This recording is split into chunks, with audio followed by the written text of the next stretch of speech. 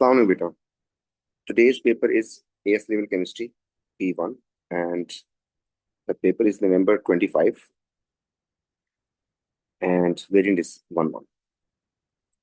Question number 1. The first question is from atomic structure and the subtopic is electronic configuration. Electronic confusion में आपको ना just 21 से लेके 30 तक मतलब वो डी ब्लॉक एलिमेंट्स जो होते हैं वहां पर विजिलेंट रहना है। वहां पे दो इश्यूज से नंबर 1 4s में इलेक्ट्रॉन पहले आता है और फिर 4s से पहले जाता है, तो वहां पर हम इस तरीके से डायरेक्ट नहीं कर सकते। वहां पर first of all you need to write the atomic structure of atom and then उसकी आयन की, ताकि आपको याद रहे कि इलेक्ट्रॉन कहाँ से रिमूव करना है। लेकिन इनके अलावा कोई नंबर अगर आए तो then there is no issue. 13 proton से 13 इलेक्ट्रॉन्स होंगे, लेकिन पॉजिटिव 1 इंडिकेट के 1 इलेक्ट्रॉन चला गया, इसका तो इलेक्ट्रॉन जो है 12 है।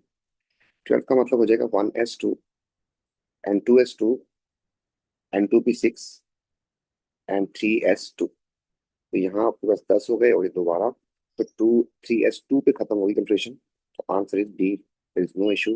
बहुत सिंपल था, आराम से हो गया। क्वेश्चन नंबर 2 भी एटॉमिक स्ट्रक्चर से है, but this time the topic is ionisation energy. इसी इसकी आयोनाइजेशन एनर्जी उसने गिवन प्रोवाइड की है आपको, कौन कौन सी 5 से 10 तक की, मतलब कंसेक्यूटिव 5th इलेक्ट्रॉन निकालने की एनर्जी एंड 7 निकालने के लिए। एंड एलिमेंट कौन से हैं? एलिमेंट है थर्ड पीरियड के। तो थर्ड पीरियड जो है आप जाके आराम से चेक कर सकते हैं, पीरियड लॉ के पास होगा डेटा बुकलेट, उसको देख सकते हैं अपने कौन कौन से एलिमेंट्स हैं। तो यहाँ पर आपको क्या करना होता था, यहाँ पर आपको देखना कि जो जंप आता है ना आईई में, कंसेक्यूटिव एक इलेक्ट्रॉन निकालना दूसरा निकालना मुश्किल हो जाता था। उसकी वजह है कि प्रोटॉन बढ़ जाते हैं, इलेक्ट्रॉन कम हो जाते हैं, मतलब प्रोटॉन बढ़ नहीं जाते, मतलब number of proton will be greater that time. तो इस तरीके से आपके पास कंसेक्यूटिव वैल्यूज इंक्रीज कर देते हैं, लेकिन ह्यूज जंप इंडिकेट करता है कि शेल चेंज होते हैं। तो यहाँ पर अगर इसको आप चेक करें ना, तो फर्स्ट वन एलिमेंट एक्स, इसमें जंप सबसे बड़ा कहाँ पे आ रहा है? तो इसमें जंप जो आ रहा है ना वो यहाँ पे आ रहा है 5th के बाद। तो यहाँ पे प्रोटॉन जंप पे 6000 से डायरेक्ट 21,000 हो गया, इतना बड़ा जंप कहीं और नहीं है। इसका मतलब इसके आउटर जो है उसमें 5 इलेक्ट्रॉन से जो आराम से निकल के 6 इलेक्ट्रॉन निकालना मुश्किल हो गया, because it will be close to the nucleus, so there will be greater nuclear pull. तो ये इनर शेल होगा जो छठा इलेक्ट्रॉन निकाल है 6। इसका मतलब 5 आउटर से निकले, तो 5 अगर आउटर से निकले तो आउटर इलेक्ट्रॉन आपको ग्रुप नंबर इंडिकेट करता है, इसका मतलब ग्रुप 5 का है। एंड ग्रुप 5 का अगर है तो आपके पास एक्स जो है ना वो ग्रुप 5 का होना चाहिए था। आपके पास आंसर आ रहा है पी, फास्फोरस। और बस क्वेश्चन यहीं पे खत्म हो गया। लेकिन still if you want to proceed further तो आपके पास जो है नेक्स्ट वाई को अगर चेक करते हैं तो वाई में जंप कहाँ पे आ रहा है? तो वाई में इफ यू कैन सी तो जंप ना यहाँ पर आ रहा है, देखें वो से 8000 से 27,000 पे चला गया, ये बहुत बड़ा जंप है। इसका मतलब 6 इलेक्ट्रॉन आराम से निकल के 7 निकालना मुश्किल था। इसका मतलब इसके आउटर में ना फिर 6 ही थे, तो ये ग्रुप 6 का होगा, वो 5 का था, ये 6 का। तो यहाँ पर आपको 6 ग्रुप में चेक करना, 6 में आपके पास सल्फर ही आ रहा है। And similarly the last one question, क्योंकि पहले ही उसमें ऑप्शन में खत्म हो गया था, इसको अगर चेक करें तो we will find the jump here. तो जंप आपके पास यहाँ पर आ रहा है, इसका मतलब 7 इलेक्ट्रॉन आराम से निकल के, it means it belong to group 7। इसलिए यहाँ से आपको चेक करना था ग्रुप 7 का एंड क्लोरीन। आपके पास आंसर जो है इसका सी हो जाएगा। नेक्स्ट क्वेश्चन, he says कि which what contain this much oxygen atoms। यहाँ पर आपके पास ये क्वेश्चन मोल से है, और मोल में आपके पास एक कॉन्सेप्ट था कि 1 मोल जो होता है किसी भी चीज का, उसमें पार्टिकल्स जो होते हैं दो होते हैं, 6.02 एक्सपोनेंट 23, इतने पार्टिकल्स होते हैं एक मोल में। अब ना उसने यहाँ पे मोल्स दिए हैं आपको, लेकिन डिफरेंट कंपाउंड्स भी दिए हैं। तो सबसे पहले जो है ना आपको इनके फार्मूला आने चाहिए। तो आपके पास इसका फार्मूला क्या होगा, इसका फार्मूला क्या होगा, इसका फार्मूला क्या होगा, then you will able to find the number of atoms. तो इसका फार्मूला होता है Al2O3। इसका मतलब इसमें ऑक्सीजन के एटम कितने होंगे, you need to count. Second is the sulphur dioxide, the third is the sulphur trioxide and the next one is the water. Now what you need to count, आपको count करना है oxygen के atoms एक मोल में कितने कितने होते हैं। तो आपके पास ना इसमें 3 होते हैं, इसमें आपके पास 2 होते हैं, इसमें 3 होते हैं और इसमें आपके पास 1 होता है। द नेक्स्ट थिंग इज, आपको उसने 1 मोल नहीं दिया, डिफरेंट मोल्स दिए हमें। तो दीज आर द मोल्स, ये आपको मोल्स दिए हुए शुरू में। तो आप ना इसको मल्टीप्लाई कर देंगे इसके मोल से, 25 से। क्यों किया? अगर इसका 1 मोल तो 3 एटम्स होते हैं, आपके पास 0.25 होंगे तो एक्स, मतलब उसको 3 से मल्टीप्लाई 3 टाइम्स होगा उसका। सिमिलरली यहाँ पर आपको मल्टीप्लाई करना है इसको 0.75 से, एंड यहाँ से आपको इसको मल्टीप्लाई करना है 1.5 से, यहाँ से आपको मल्टीप्लाई करना 3 से। इसका आंसर आ जाएगा 0.75, इसका आंसर आ जाएगा 1.5, इसका आंसर आ जाएगा 3.0, सॉरी 4.5, जबकि इसका आंसर आ जाएगा 3। Now you have calculate to what moles of oxygen atom. Now you need to multiply it with 6.02, कि एक मोल में आपको पता है कितने पार्टिकल्स होते हैं। तो अब आपको जो है ना सबको मल्टीप्लाई करना होगा इस नंबर के साथ। तो इस नंबर से जब आप इसको मल्टीप्लाई करेंगे, मतलब you need to multiply to get the number of atoms. तो यहाँ से ये काम सबके लिए करना है, देन कॉपी पेस्ट एंड फिर कॉपी पेस्ट एंड फिर copy paste, then you need to calculate. Calculate करना है आपको कि किसमें कितने एटम्स होंगे, उसको मैच करना है किसके साथ, इसके साथ। तो फर्स्ट जो ऑप्शन बन रहा है ना हमारे पास, दैट इज 6.02, 6.02 एक्सपोनेंट 23, एंड इसको मल्टीप्लाई करना था इनटू 0.75। इसका आंसर आ रहा है आपके पास 4.51 एक्सपोनेंट 23। सेकेंड वाले भी चलते हैं तो 6.02 exponent 23, and now you need to multiply it with 1.5. The answer is 9.03 and exponent 23, जो कि मैच कर दिया आपके जो गिवन वैल्यू थी क्वेश्चन के अंदर। तो दीज टू गेट मैच्ड, आपके पास आंसर इसका बन गया बी। और इस तरीके से अगर आपके पास कोई और नंबर होता, आपको सब में ही ये काम अप्लाई करना है। Next part, question number 4 is again from moles का टॉपिक है आपके पास। और इसमें ना इक्वेशन दी हुई है, and he has provided the information about two chemicals. देखिए गौर से, आपको इसके बारे में भी इंफॉर्मेशन दी हुई है एंड आपको इसके बारे में भी इंफॉर्मेशन दी हुई है। ये दोनों रिलेशन कर रहे हैं और आपसे पूछा किसके बारे में हुआ, इसके बारे में। यहाँ पर आ जाता है रिलेशन का मतलब, मैं मीथेन से रिलेट करूँ या वाटर से रिलेट करूँ, तो ये आपके पास क्वेश्चन बन जाता है लिमिटिंग रिएक्टेंट का। यहाँ पे उसने हाइड्रोजन का वॉल्यूम पूछा है आपके पास, तो इसका मतलब कि limiting reactant. First of all we need to decide कि इनमें से लिमिटिंग कौन सा वाला। तो लेट्स स्टार्ट द क्वेश्चन। जिस तरीके से मैंने करवाया था उस तरीके से आप लोग मोल कर लेंगे तो काफी आसान हो जाएगा। लिमिटेड रिएक्टेंट का भी कोई मुश्किल नहीं है। आप ना इन दोनों को पहले फोकस कर लें, इसको और इसको। बेटा इसके बारे में इंफॉर्मेशन जो है ना ग्राम में, इसके बारे में भी ग्राम में, तो इसके नीचे मैंने ग्राम लिख दिया और फिर ग्राम लिख दिया, ग्राम एंड फिर ग्राम। फिर अगर आपको याद हो तो मैं क्या कहता था, मैं कहता था कि ये वाली लाइन जो है ना ऊपर वाली आपको इक्वेशन से लिखनी है, जबकि नीचे वाली लाइन जो है ना आपको क्वेश्चन से फिल करनी है। तो आते हैं इक्वेशन से। इक्वेशन से लिखना है इसको, इसको भी। अगर तुम मोल कहता तो 1 लिखता मैं। उसने मास कहा है तो 1 मोल का मास कितना होता है इसका, 16। उसका जो है अगर मोल कहता तो दो लिखता मैं, लेकिन मोल नहीं कहा उसने, मास का है। एक मोल का मास जो है इसका वाटर का 18 होता है, 18। तो आपके पास 2 मोल से तो आपने इस तरीके से कर दिया। ये वाली बात क्वेश्चन से आएगी। यहाँ पर आपने लिखा 0.8 अगर इसके हो तो इसका कितना होगा। अब आप सोचेंगे सर यहाँ पे तो 1.35 लिखा हो, अगर मैं ये लिख दूंगा तो फिर मैं फाइंड क्या करूंगा। तो मैं तो कुछ फाइंड नहीं कर सकता, मैं असल में इसको एक्स कर रहा हूँ। एक्स करके इसको या उसको 0.8 को एक्स कर लेता हूँ। इससे ना मेरे पास एक वैल्यू आएगी जो मुझे बताएगी कि 0.8 के लिए एक्चुअली जो स्टीम है वो कितनी चाहिए। तो इफ वी सॉल्व इट, हमारे पास आ जाएगा 36 इंटू 0.8 एंड डिवाइड बाई 16। इससे आंसर हमारे पास आ रहा है 1.8 ग्राम्स स्टीम के आपको रिक्वायर्ड है। But the given are this much. तो आपको ना इन दो चीजों को रिलेट करना होगा, this is given and this is required. सबको समझ आ गई होगी, और जो बच्चे मेरे जैसे हैं तो उनको बता दूं, आपने देखना कहाँ पे जब ये काम कर लो कि आपने देखना क्वेश्चन में, क्वेश्चन के में जो दिया है उसको देखना है इससे रिलेट करते हुए, ज्यादा है या कम।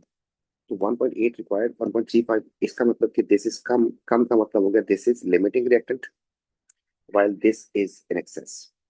आपको पता है फॉर्मेशन ऑफ प्रोडक्ट जो है वो लिमिटिंग रिएक्टेंट पे डिपेंड करती है। इसलिए अब हाइड्रोजन कितनी बनेगी उसको आपने रिलेट करना है किसके साथ, इसके साथ। तो इसलिए आप जो है limiting reactant, once you have found the limiting reactant, आप अब यहाँ पर आ जाएं और इस तरीके से यहाँ पर आप इसको किस तरह मैच करेंगे, हाइड्रोजन कितनी बनेगी। अगेन वही काम, इसके बारे में इंफॉर्मेशन जो है वो ग्राम में दी है, अपने ग्राम लिख दिया और फिर ग्राम लिख दिया। जबकि उसके बारे में इंफॉर्मेशन जो है वो डेसीमीटर क्यूब में, उसने वॉल्यूम पूछा है, वॉल्यूम ऑफ हाइड्रोजन, तो आपने यहाँ पे लिख दिया डीएस, डेसीमीटर क्यूब, एंड फिर देन डेसीमीटर क्यूब। डन हो गया यहाँ पर। पहली लाइन अगेन आपको बताया था, पहली लाइन जो है आपको इक्वेशन से फिल करनी होती है, एंड सेकंड लाइन जो है आपके पास क्वेश्चन में होता है। तो क्वेश्चन में तो आपको पता चल चुका है कि क्या है। तो क्वेश्चन यहाँ पे लिखा मैंने, उसने कहा था 1.35 ग्राम यूज किया तो कितना बनेगा, ये था। इक्वेशन से जो और बात लिखनी है, ये वाली लाइन इक्वेशन से, तो इक्वेशन में आपको इसके ना ग्राम लिखने, 2 मोल की जगह पे, तो 2 इंटू आप 18 कर देंगे। जबकि यहाँ पर आपको ना मोल नहीं लिखना है, आपको वॉल्यूम लिखना है। 1 मोल का वॉल्यूम तो 24 होता है, 4 का वॉल्यूम हो जाएगा 4 इंटू 24। अगर हम इसको सॉल्व करते हैं तो ये बन जाएगा हमारे पास 24 इंटू 4, 96, इंटू 1.35, एंड इसके बाद डिवाइड करना है इसको 36 से, तो आंसर आ गया 3.6। इसका आंसर हमारे पास 3.6 डेसीमीटर क्यूब आ गया। तो ये आपके पास क्वेश्चन भी सॉल्व हो गया। नेक्स्ट क्वेश्चन जो है आपके पास, क्वेश्चन नंबर 5। इसमें वो कह रहा है कि explain why sodium potassium have different melting points. याद रखिएगा मेल्टिंग पॉइंट्स में आपको क्या देखना होता है। मेल्टिंग पॉइंट में आपको देखना होता है वो फोर्स जो इनके दरमियान होती है, किन पार्टिकल के दरमियान होती है, जिसको ब्रेक होना होता है। तो both are actually joint structure, एक सोडियम एक पोटेशियम, दोनों ग्रुप वन के हैं। तो ग्रुप वन में आपके पास टॉप पे लिथियम आता है, देन सोडियम आता है, एंड देन पोटेशियम आता है। अब क्या हो रहा है डाउन द ग्रुप, इनके दरमियान जो फोर्स होती है वो होती है बिटवीन, जो फोर्स होती है ना इनमें, मेटेलिक बॉन्ड है आपके पास, तो इसमें फोर्स होगी बिटवीन मेटल आइंस, मतलब cations, metal ions and free electrons के दरमियान। और ये फोर्स जो डिपेंड करती है इलेक्ट्रोस्टैटिक फोर्स जो होती है इसकी आपकी, इलेक्ट्रोस्टैटिक फोर्स, ये डिपेंड करती थी number 1 charge of ion, and number 2 electrons कितने। तो वो तो दोनों में सेम सेम है। तो इशू क्या है यहाँ पे, इशू ये है कि इसका साइज जो है ना छोटा होगा, शेल्स कम होंगे, इसका साइज हो जाएगा बड़ा। लेकिन एक चीज कंफर्म है, इसने भी एक इलेक्ट्रॉन डीलोकलाइज करना है, इसने भी ये करना। तो अगर दोनों का जो है चार्ज सेम है, तो ये आपके पास आगे जी, इसको मैंने इधर उधर कर दिया, इनके दरमियान फोर्स को आपने रिड्यूस करना था, किसमें स्ट्रॉन्गर फोर्स होगी। लेकिन दो, इन जो इलेक्ट्रॉन है वो भी बराबर है, इसमें इसने भी एक इलेक्ट्रॉन लूज किया था, इसने भी लूज किया था, सिमिलरली यहाँ पर भी सेम सेम है। अब आपको पता है कि इसकी जो है इलेक्ट्रॉन का नंबर भी सेम है, चार्ज भी सेम है, लेकिन साइज बड़ा होने की वजह से फोर्स वीक हो जाएगी। क्योंकि जो साइज के साथ होता है ना फोर्स, वो इन्वर्स हो जाती है। तो आपके पास ना इसकी चार्ज डेंसिटी जो है ना सोडियम की ज्यादा है, जिसकी वजह से इलेक्ट्रोस्टैटिक फोर्स स्ट्रॉन्गर हो जाएगी। तो यहाँ पे देखते हैं, तो attraction between cation and delocalised electron stronger in sodium, ये बात सही है। अगली बात जो पढ़ कह रहा है कि कैटायन एंड एनाइन, एनाइन वाली बात गलत हो जाएगी यहाँ पर। Attraction between atoms is stronger in sodium, between atoms, attraction between atoms, atom के दरमियान अट्रैक्शन कोई नहीं होती। अट्रैक्शन जो होती है ना वो होती है कैटाइंस एंड फ्री इलेक्ट्रॉन के दरमियान। Attraction between nuclei and share electron, share तो करते नहीं है, ये भी कट जाएगा आपके पास। तो नेक्स्ट क्वेश्चन आपके पास आ गया जी, क्वेश्चन नंबर 6, बॉन्डिंग से रिलेटेड है अगेन। इसमें कह रहा है कि एक आयनिक कंपाउंड है, ये दोनों कोवलेंट है और ये मिलकर ये बनाते हैं आयनिक कंपाउंड। कौन सी बात ठीक है इसके लिए, तो इसमें नंबर ऑफ कोऑर्डिनेट बॉन्ड कितने होंगे। तो आप वो जानते हैं कि अमोनिया जो होता है ना वो इस तरीके से होता है, और इसके पास एक लोन पेयर होता है। जब इसके पास एक H पॉजिटिव आता है ना, तो इसके साथ बॉन्डिंग करके बना देता था ammonium ion, so this is ammonium ion. जबकि जो साइनाइड है वो आपके पास होगा इस तरीके से, आपने CN को जोड़ दिया। अब कार्बन जो है ना उसकी वैलेंसी होती है, कार्बन ग्रुप 4 का है, उसकी वैलेंसी 4 होगी। नाइट्रोजन ग्रुप 5 का है, तो ये ग्रुप 4 का था तो वैलेंसी 4, ये 5 का था तो वैलेंसी इसकी 3 हो जाएगी। तो इनकी जो स्टिक्स होती है ना, नंबर ऑफ बॉन्ड जो होते हैं वो इसी वैलेंसी के ऊपर डिपेंड करते हैं। ये वैलेंसियां मतलब उतनी स्टिक्स होनी चाहिए, मतलब कार्बन के अराउंड 4 डंडियां होनी चाहिए थी, नाइट्रोजन के अराउंड आपके पास 3 डंडियां होनी चाहिए। तो अब नहीं है तो आप लगाओ, ऐसा करने से ना आप देखें नाइट्रोजन की वैलेंसी पूरी हो गई है, देखें कार्बन की वैलेंसी पूरी नहीं है तो कोई मसला नहीं है। तो यहाँ पर आ जाए आप, ये आपके पास हो गया ऐसा, जबकि कार्बन ने 3 इलेक्ट्रॉन शेयर कर लिए, एक बच गया। अब ना साइनाइड जो होता है ना आपके पास, इसके ऊपर नेगेटिव चार्ज होता है, साइनाइड आयन होता है हमेशा, ठीक है। तो ये नेगेटिव चार्ज का मतलब इसने एक इलेक्ट्रॉन गेन किया है, तो आपके पास ये है। तो अब इसमें देखने के क्या क्या हालात हैं इसमें। डेटिव बॉन्ड पूछा उसने, तो डेटिव बॉन्ड इसमें इंपॉर्टेंट बॉन्ड तो एक ही है। नंबर ऑफ पाई बॉन्ड्स, तो आपको पता है कि पहला बॉन्ड जो है हमेशा सिग्मा होता है, जबकि दूसरा बॉन्ड भी पाई होता है और तीसरा बॉन्ड भी पाई होता है बिटवीन टू एटम्स। तो 2 पाई बॉन्ड है और एक डेटिव बॉन्ड, तो B is the correct answer. Question number 7, when 1 mole of ethanoic acid aqueous neutralise excess of sodium hydroxide, इतनी एनर्जी रिलीज हुई। मैंने आपको न्यूट्रलाइजेशन के बारे में बताया था, पढ़ाया था कि एंथैल्पी न्यूट्रलाइजेशन में होता क्या है कि 1 mole of H ion and 1 mole of O H ion मिलके 1 मोल वाटर बनाता है। तो देखें ये बॉन्ड तो पहले से थे, असल में सिर्फ इसमें ये वाला बॉन्ड बनता है।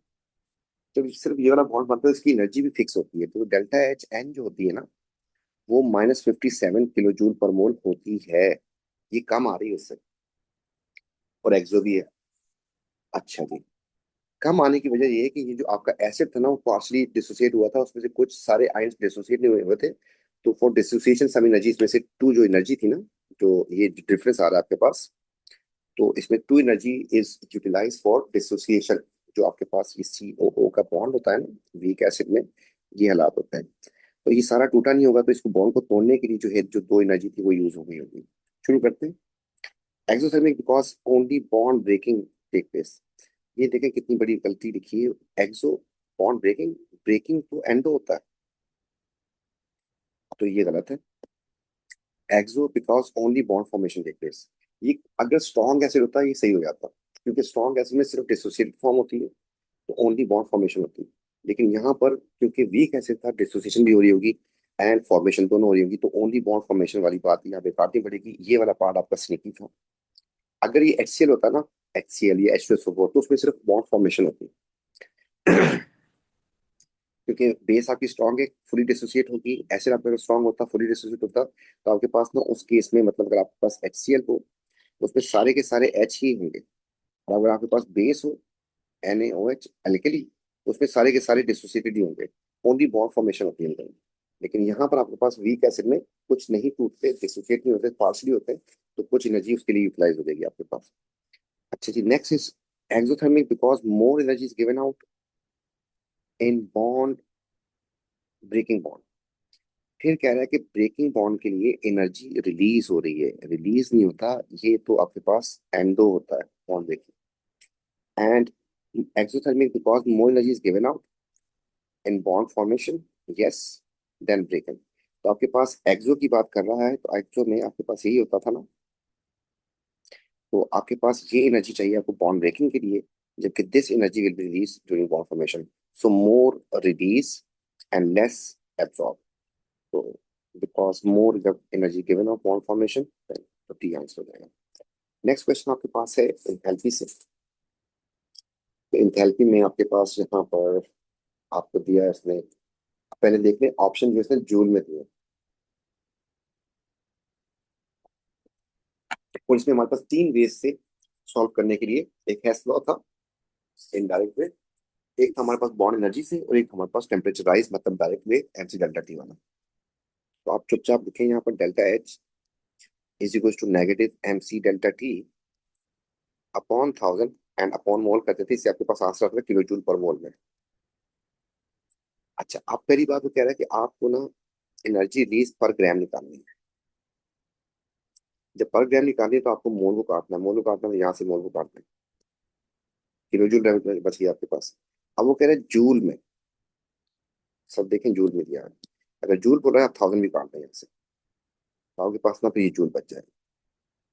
अच्छा, अब जो है यहाँ पर इसको अप्लाई करते हैं तो ये आपके पास असल में क्यू बन गया है। ठीक है, क्यू होता है ना आपके पास, Q is equal to MC∆T, वो चीज बन गई है, तो एनर्जी रिलीज। अच्छा, इसमें M क्या चीज हो जाएगी आपके पास, M मास ऑफ वाटर है जो कि 200 ग्राम है, तो आपने लिख दिया 200 ग्राम। स्पेसिफिक हीट कैपेसिटी जो होती है वो आपको गिवन होती है, मतलब डेटा बुकलेट में। अब मुझे एग्जैक्टली याद नहीं है तो इसमें शायद लगी हो। दैट इज 4.18, मतलब याद तो थी 4.2 भी लिखा होता है, 4.18 भी लिखा होता है, ठीक है। तो इसलिए जो है यहाँ पर आ गए हम लोगों ने 4.18 उठा लिया हमने।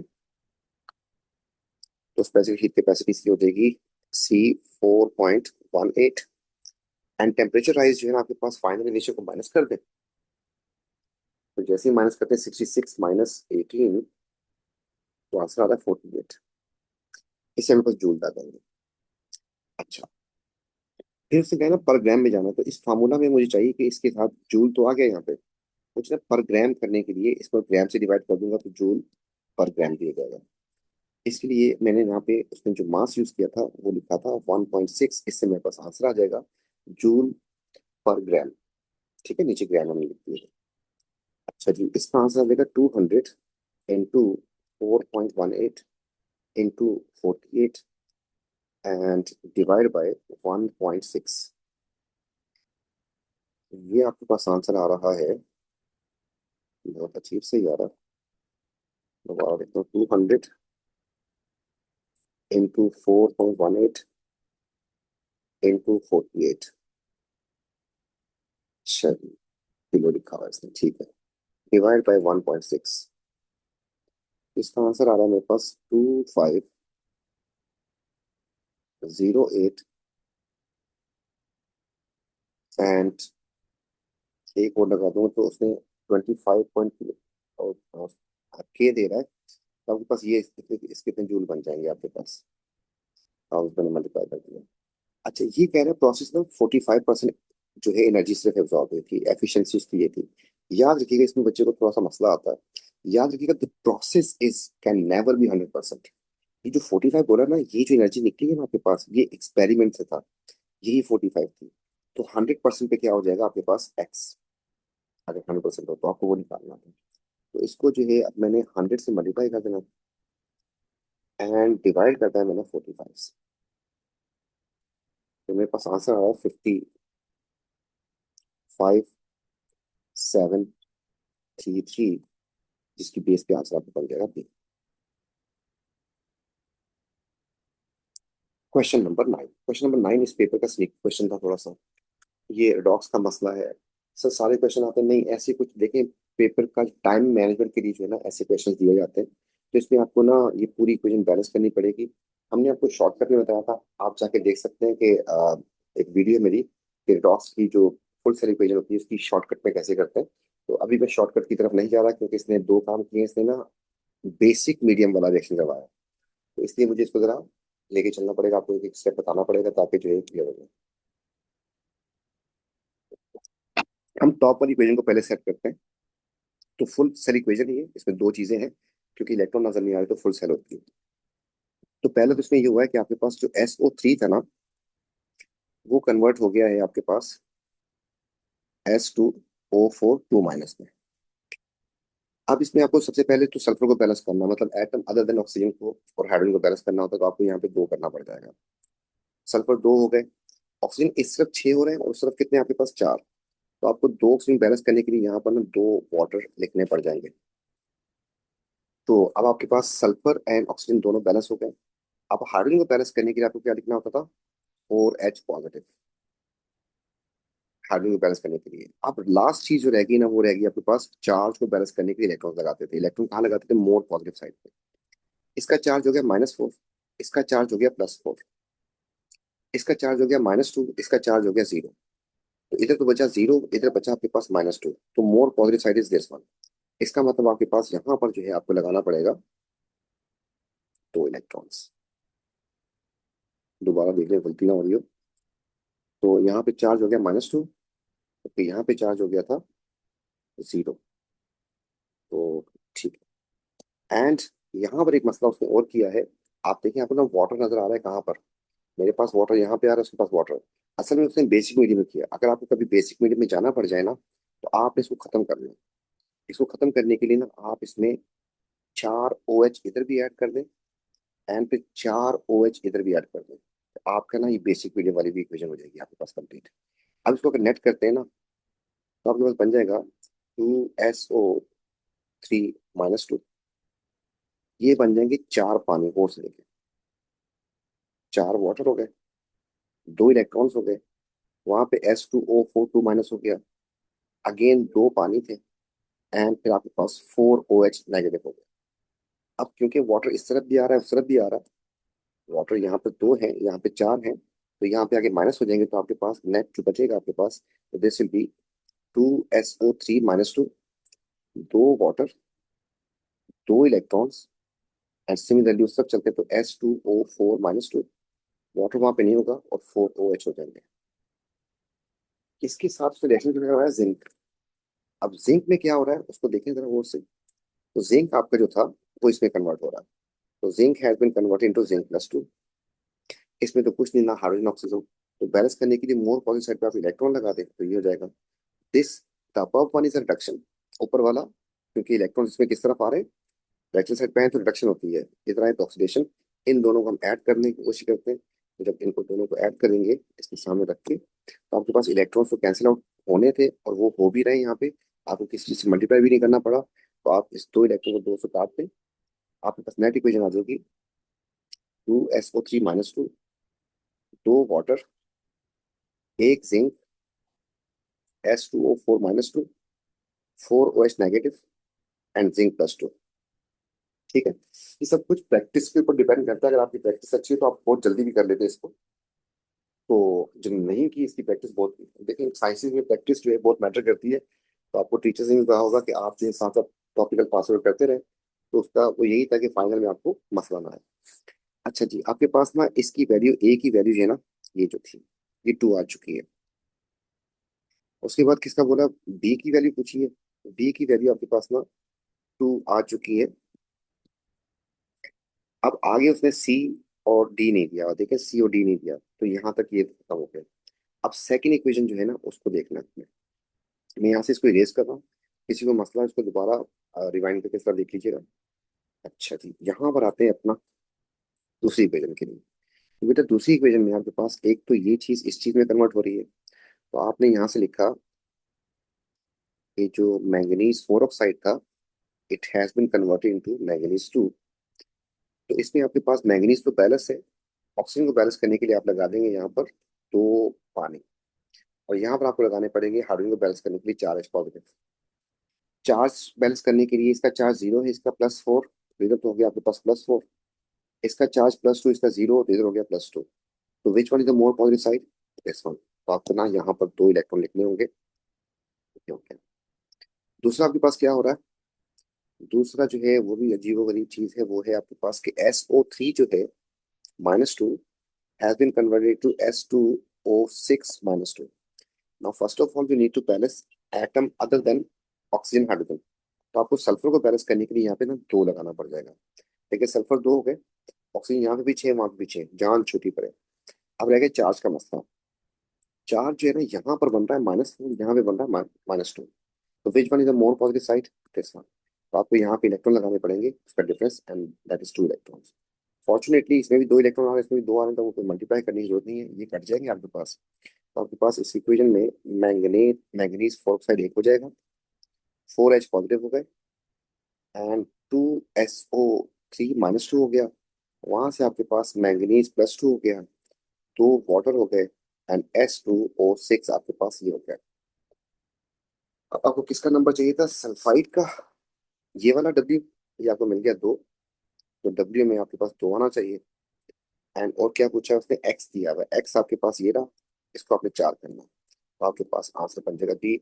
आई नो मुश्किल था, ऐसे क्वेश्चन को आप बिल्कुल लास्ट में करेंगे, कभी कभार मोर के क्वेश्चन और कभी कभी ये वाले क्वेश्चन थोड़ा सा स्नेकी आ जाता है।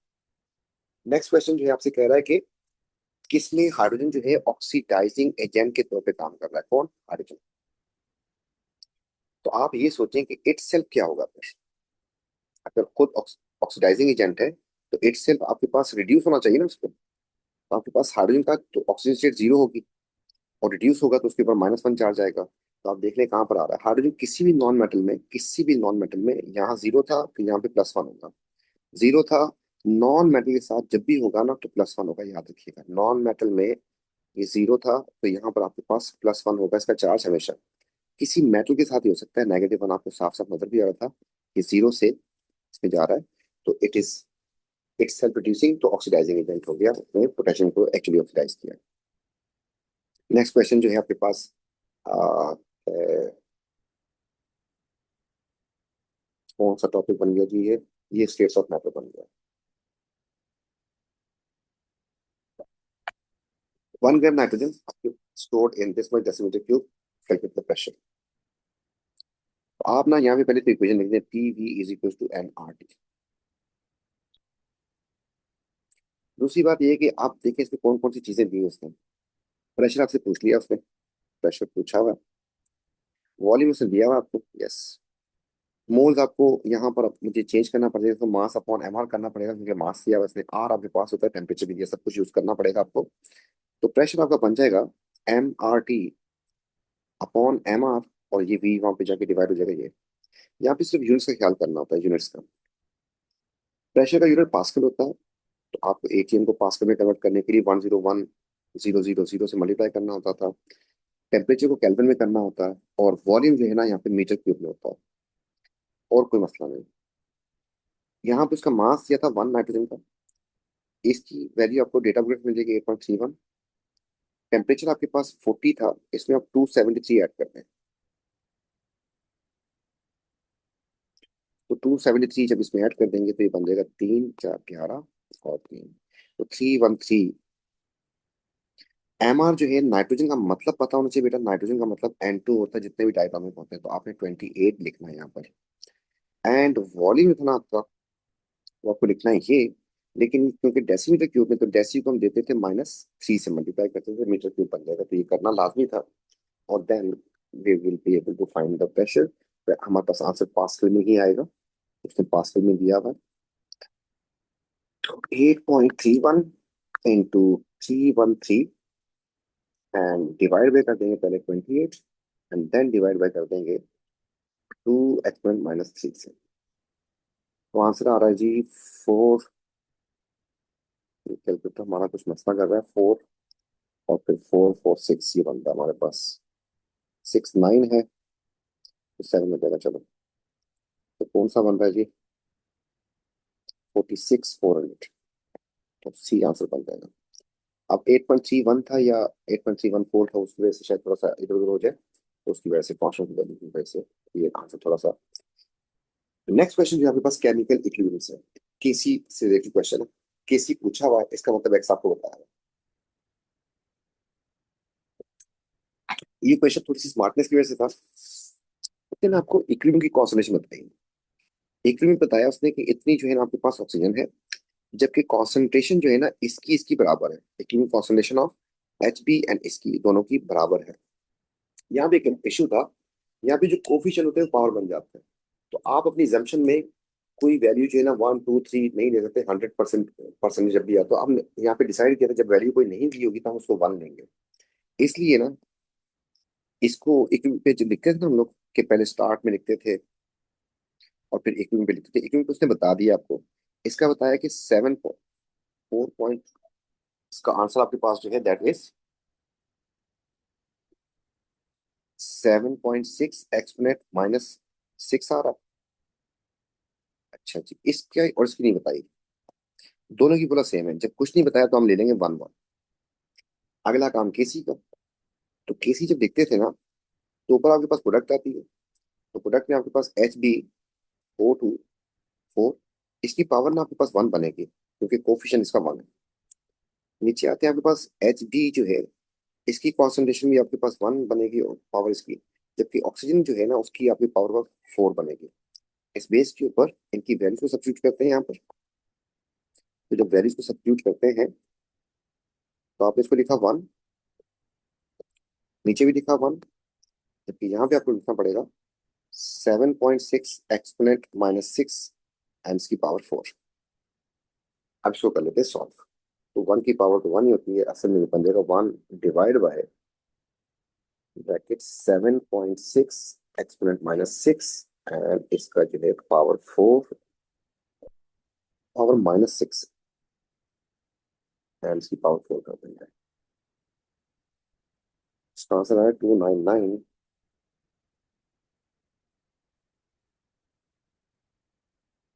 एक्सपेरिमेंट बड़ा उसका हो रहा है, तो 299 पे आपके पास आंसर बन जाएगा 299 मतलब।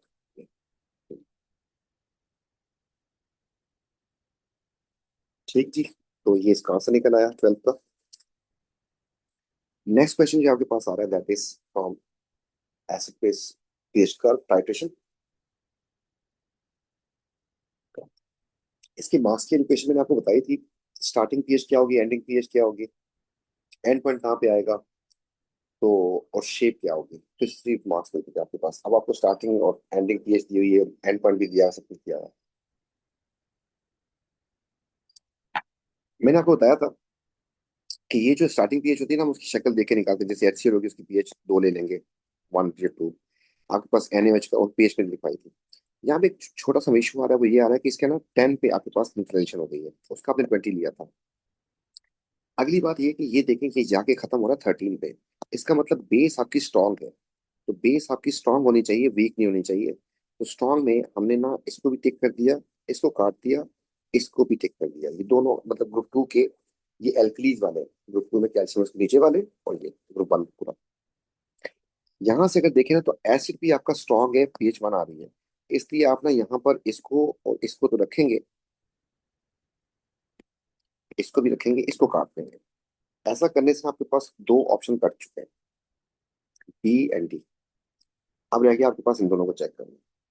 अब यहाँ पर ना इसका उसने कहा है कि पी जो है ना एक एसिड है, आप वो से देख लें, ये एक एसिड है आपके पास, उसका वॉल्यूम उसने पढ़ लिया था। तो इन दोनों केसेस में अगर मैं पहला केस मेरे पास मतलब मुझे इन दोनों को चेक करना है, इसको चेक करना है और इसको चेक करना है।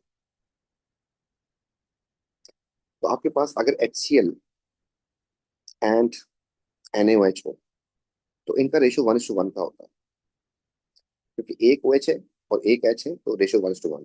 इसका CV/N इसके नीचे और इसका CV/N इसके नीचे। अच्छा, दोनों की कॉन्सेंट्रेशन उसने कहा था कि सेम है, सेम कॉन्सेंट्रेशन।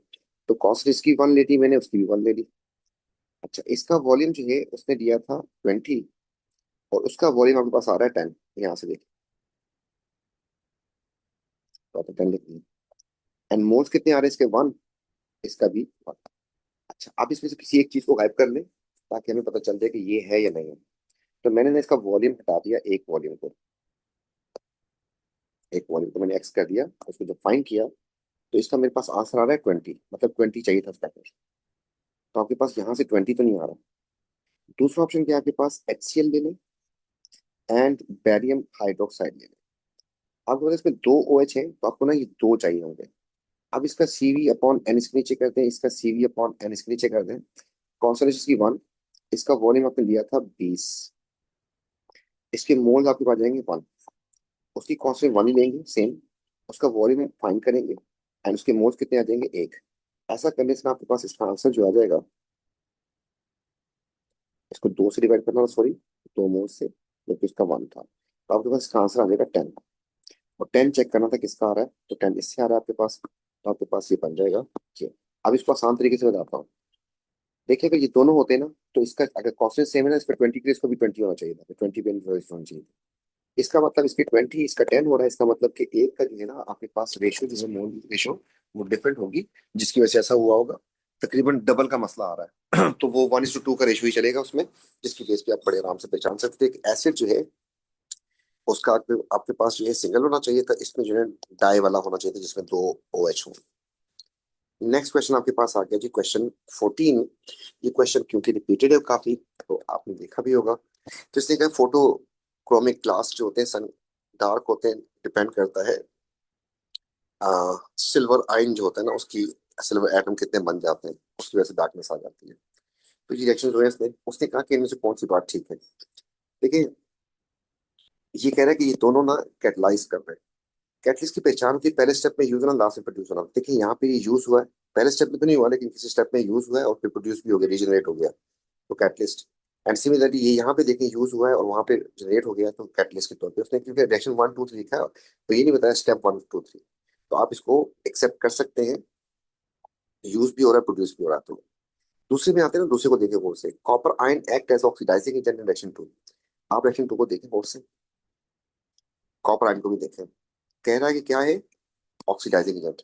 अगर ऑक्सीडाइजिंग एजेंट है तो खुद क्या होना चाहिए था, रिड्यूस, ये तो खुद ऑक्सीडाइज हो रहा है, तो ये बात आपको काटनी पड़ जाएगी। रिएक्शन थ्री पे आ जाए। Reaction three, increase the darkness of glass. Reaction three में सिल्वर जो है वो इस फॉर्म में कन्वर्ट हो रहा है। तो उसने कहा कि वो डिपेंड किस पे कर रहा है, सिल्वर एटम के ऊपर। आपका तो सिल्वर एटम जितना ज्यादा होगा उतनी ज्यादा डार्कनेस होगी। ठीक है, तो darkness of glass is due to this. आपका तो ये इस फॉर्म में कन्वर्ट हो रहा है, तो डार्कनेस तो कम हो जानी चाहिए, तो उसने कहा इंक्रीज डार्कनेस।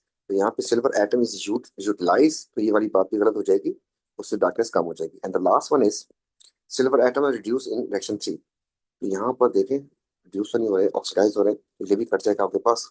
तो A is the correct answer. Question number 15, reversible reaction था, methanol and ethanoic acid ester बनाने वाला।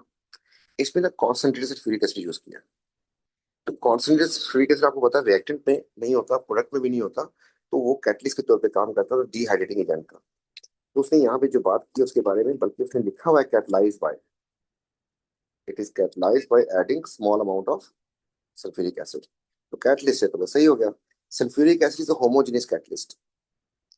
होमोजेनियस कैटलिस्ट का मतलब होता है कि एक ही फिजिकल स्टेट हो, बट इसकी स्टेट जो है आपके पास एक्वस या फिर लिक्विड ही होगी। हालांकि ये भी आपके पास एक्वस या लिक्विड होगा, ये भी आपके पास एक्वस या लिक्विड होगा, तो ये एक ही फेज बन रही है, ये बात सही है। Sulphuric acid lower the activation energy of reverse reaction. ये जो रिवर्स वाला मसला किया है ना, आपने से घबराना नहीं है, दोनों के रेट पड़ता है। तो आपके पास रिवर्सिबल की बात कर रहा है।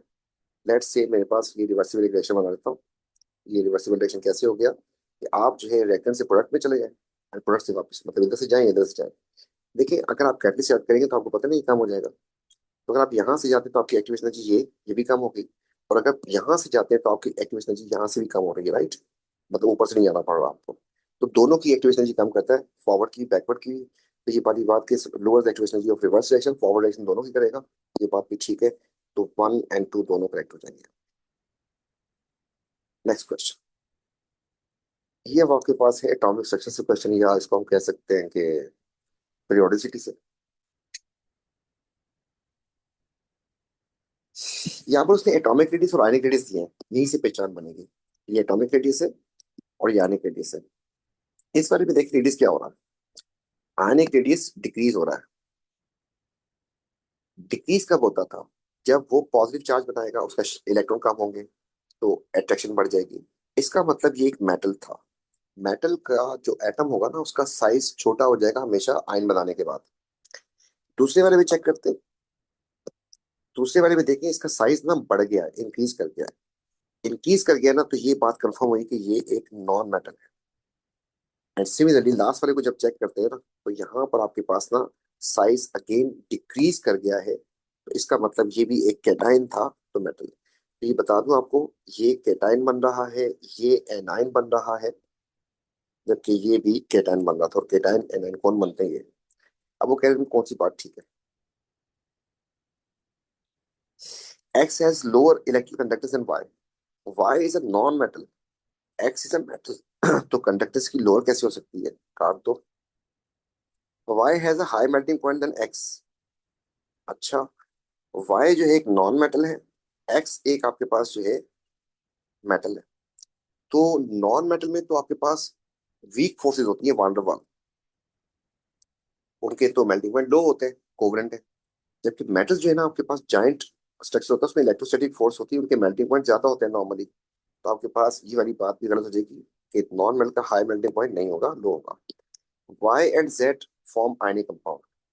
वाई और जेड है कौन कौन, मेटल नॉन मेटल, ये आयनिक कंपाउंड बनाएंगे, ये आंसर बन गया। क्योंकि आपके पास वाई जो है आपके पास एक मेटल नॉन मेटल था, जबकि ये मेटल था, ये बात सही है। एंड आखिरी बात जो है, element Z has ionic bond, form ionic bond by gaining of electron. Z आपके पास मेटल है, तो आयनिक कंपाउंड गेन कैसे करेगा, तो लूज करेगा, तो ये वाली बात भी गलत हो जाएगी। क्वेश्चन नंबर 17, 17 में इन सब के ऊपर वर्किंग करनी है। कोशिश किया करें थोड़ी सी वर्किंग करने, मतलब प्रैक्टिस करते रहे तो बहुत आसानी हो जाती है। शुरू में प्रैक्टिस ना की और मसला आता है। तो आपको एक्स और वाई की जेड की वैल्यू निकालनी है इसमें। तो आप क्या करें, आप इसको छोड़ दें, खुद लिख लें ताकि गलती ना हो। आप लिखें एल्यूमिनियम प्लस ऑक्सीजन, इससे मिल के बनता है Al2O3।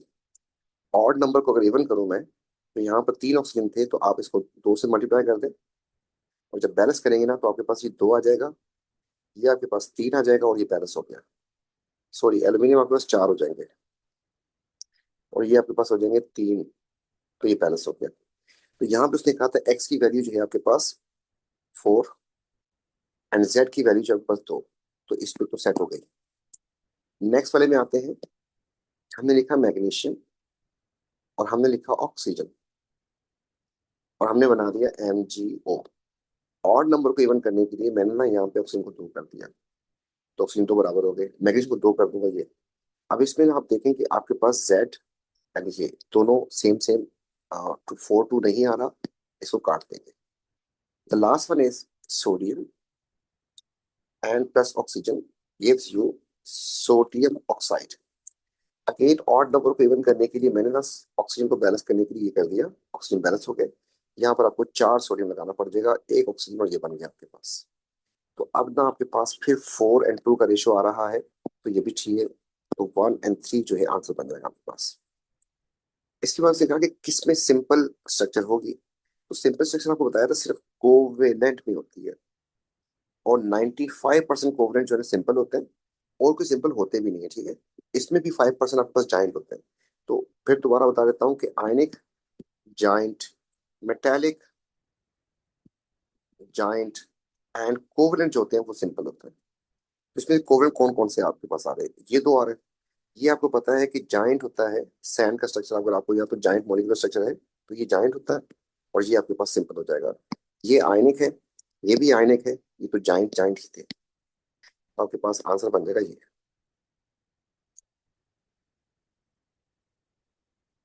Question number 19। The trend seen in group 2 can be used to predict the properties of radium. अच्छा, रेडियम जो है रेडियो एक्टिव होता है, तो उसको तो इन्वेस्टिगेशन नहीं करते, तो उसको प्रिडिक्ट कर देते हैं, बाकी ऊपर वाले जो कर रहे होते हैं नीचे वाले क्या करेगा, ये आपके पास लास्ट में आता है। अच्छा, ग्रुप 2 में अगर चलते हैं ना, तो आपके पास बेरिलियम आता था, फिर आपके पास मैग्नीशियम आता है, कैल्शियम आता है, स्ट्रोंशियम आता है, बैरियम आता है, और रेडियम। अगर आपको याद है, इसको हम नहीं पढ़ते थे, क्योंकि अपने ग्रुप की प्रॉपर्टीज डेविएट करता था डायगोनल रिलेशन की वजह से। और दूसरा जो था रेडियम, उसको रेडिएटिव वैसे नहीं पढ़ते थे, और बाकी हम ट्रेंड देख लेते थे। तो चलिए शुरू करते हैं। कह रहे radium second energy is highest, IE, लेकिन को 2 इलेक्ट्रॉन निकालने हैं सबको, तो फर्स्ट निकालेंगे, सेकंड निकालना होगा सबको। असल में ना ऊपर से नीचे ना इसका साइज छोटा है, जबकि इसका साइज हो गया बड़ा। और इलेक्ट्रॉन निकालने की बात जब होती है, तो छोटे साइज से निकालना मुश्किल होता है, क्योंकि वहां पे फोर्स ऑफ अट्रैक्शन, यहाँ पर इलेक्ट्रॉन के दरमियान फोर्स वीक होगी, यहाँ पर इलेक्ट्रॉन के दरमियान फोर्स स्ट्रांग होगी, तो यहाँ पर आपको लेस एनर्जी चाहिए होगी। तो इसने कहा कि हाईएस्ट, ये वाली बात गलत है। हाईएस्ट आपके पास ब्रिलियन में होगी, top. Radium hydroxide is least soluble hydroxide. इनकी जो हाइड्रोक्साइड्स होते हैं ना, उनकी सॉल्युबिलिटी, हाइड्रोक्साइड की सॉल्युबिलिटी जो होती है ना, मैं लिख देता हूँ यहाँ पर MOH, वो इंक्रीज करती है नीचे की तरफ, तो इज लीस्ट सॉल्युबल, ये बात गलत है। एक बात और भी बता दूं, सल्फेट की सॉल्युबिलिटी नीचे की तरफ क्या होती है, वो डिक्रीज कर रही होती है। अच्छा, अगली बात आ रही है आपके पास, radium carbon is lowest thermal stability. ये बात आपको बताई थी, नीचे की तरफ थर्मल स्टेबिलिटी बढ़ती है, जितना बड़ा कैटायन होगा उतना ही ज्यादा स्टेबल होगा। शॉर्टकट में ओ लेवल में हमने पढ़ा था कि more reactive the metal, more stable is carbonate. यहाँ पर हमने पूरा उसको बताया था, 3 4 मार्क के लिए आता है, कि down the group the size of cation increases, जिसके चार्ज डेंसिटी कम हो जाती है, एंड पोलराइजिंग पावर कम हो जाती है, इसलिए नीचे की तरफ ज्यादा स्टेबल होता है। तो लोएस्ट लिखा हुआ है, ये भी काटना पड़ेगा। Radium react faster with water than other. नीचे की तरफ रिएक्टिविटी जो है ना, वो इंक्रीज कर रही होती है, तो रिएक्टिविटी जो है, मैं इस कलर से लिख देता हूँ कि रिएक्टिविटी इंक्रीज कर रही होती है, तो ये वाली बात सही हो जाएगी कि इसके जो रिएक्शन फास्ट होंगे। इसके बाद आपके पास आ गया नेक्स्ट क्वेश्चन, ये भी ग्रुप 2 से। अब उसने कहा कि ग्रेटेस्ट वॉल्यूम ऑफ गैस बने डिकम्पोज करने पे। अच्छा, याद रखिएगा, अगर आपको याद हो, तो मैंने कहा था कि अगर आपके पास ना कार्बोनेट हो, तो उससे सिर्फ एक गैस बनती है, कार्बन डाइऑक्साइड। लेकिन अगर आपके पास नाइट्रेट हो ना, तो उसमें आपके पास एक तो बनती है, 2 NO2 बनते हैं, और हाफ आपके पास ऑक्सीजन बनती है। इसमें 1 मोल बनता है, इसमें 2.5 मोल बनता है। तो कार्बोनेट तो काटते हैं आप लोग, नाइट्रेट को जिंदा करते हैं इनके पास। अब अगली बात ये है, उसने इक्वल मास लिया था, इक्वल मोल नहीं लिए। आपको पता है कि हमारे पास इक्वेशन चलती है मोल के हिसाब से। अगर आपके पास, मैं लेट से मैंने इसका भी 1 ग्राम लिया और इसका भी 1 ग्राम लिया, तो मोल किसके ज्यादा होंगे? आपको इसको इसके एमआर से डिवाइड करना है और इसको भी इसके एमआर से डिवाइड करना है, जिससे आपके पास मोल्स आएंगे। ये बात याद रखिएगा, जिसका एमआर कम होगा उसके मोल ज्यादा होंगे, क्योंकि एमआर के साथ जो है ना मोल का रिलेशन ये होता है। इसलिए यहाँ पर 1 अपॉन आपको करना पड़ जाएगा। ये बन जाएगा 124 और ये आपके पास 40। तो कितना हो गया जी? 4, 6 और 1। जबकि इसका जो एमआर है वो ज्यादा होगा। ये 137 होता है और वो 124। तो इसका एमआर ज्यादा होगा, इसका एमआर ज्यादा है, इसका एमआर कम है। जिसका एमआर कम होगा उसके मोल ज्यादा हो जाएंगे, तो उससे आपके पास मोल्स ऑफ गैसेस ज्यादा बनेंगे। याद रखिएगा, कभी आपसे कहे इक्वल मास यूज किए तो जिसका एमआर कम, तो इक्वल मास में आपके पास ना, यहाँ पर मैं लिख रहा हूँ कि लेस एमआर मोर मोल्स। ये याद रखिएगा, इसलिए आपके पास आंसर बन जाएगा ये। Next question. ये ग्रुप 7 का है, हेलाइड्स हैं, उनका रिएक्शन करवा रहा है वो सल्फ्यूरिक एसिड से। और इसने क्या किया है कि ये जो आपके पास हेलाइड है ना, ये आपके पास Cl भी हो सकता है, फिर Br भी हो सकता है, एंड फिर आयोडाइड भी हो सकता है। पहला रिएक्शन सब में सेम था। अब उसने क्या किया, हेलाइड में जो ब्रोमाइड था या क्लोराइड था या आयोडाइड, उसने आगे रिएक्शन किया, इसको SO2 में कन्वर्ट कर दिया। अगर आपको याद हो, रिएक्शन जरा देख लीजिएगा, SO2 में कन्वर्ट कर रहा है ये हेलाइड। तो ये हेलाइड जो था, क्लोराइड नहीं कर सकता था। क्लोराइड सिर्फ मिस्टी फ्यूम्स आए थे आपके पास, पहला रिएक्शन हुआ था, लेकिन उसकी रेजिस्टिंग पावर बहुत कम थी, वो ये काम नहीं कर सका था। तो इसलिए आपके पास ये या तो ब्रोमाइड होगा या फिर ये आयोडाइड होगा। तो आपके पास ये काम कर सकता है। मैं आपको दिखा देता हूँ हल्का सा। ये इनऑर्गेनिक में थोड़ा सा मसला रहता है। तो बुक शायद 3,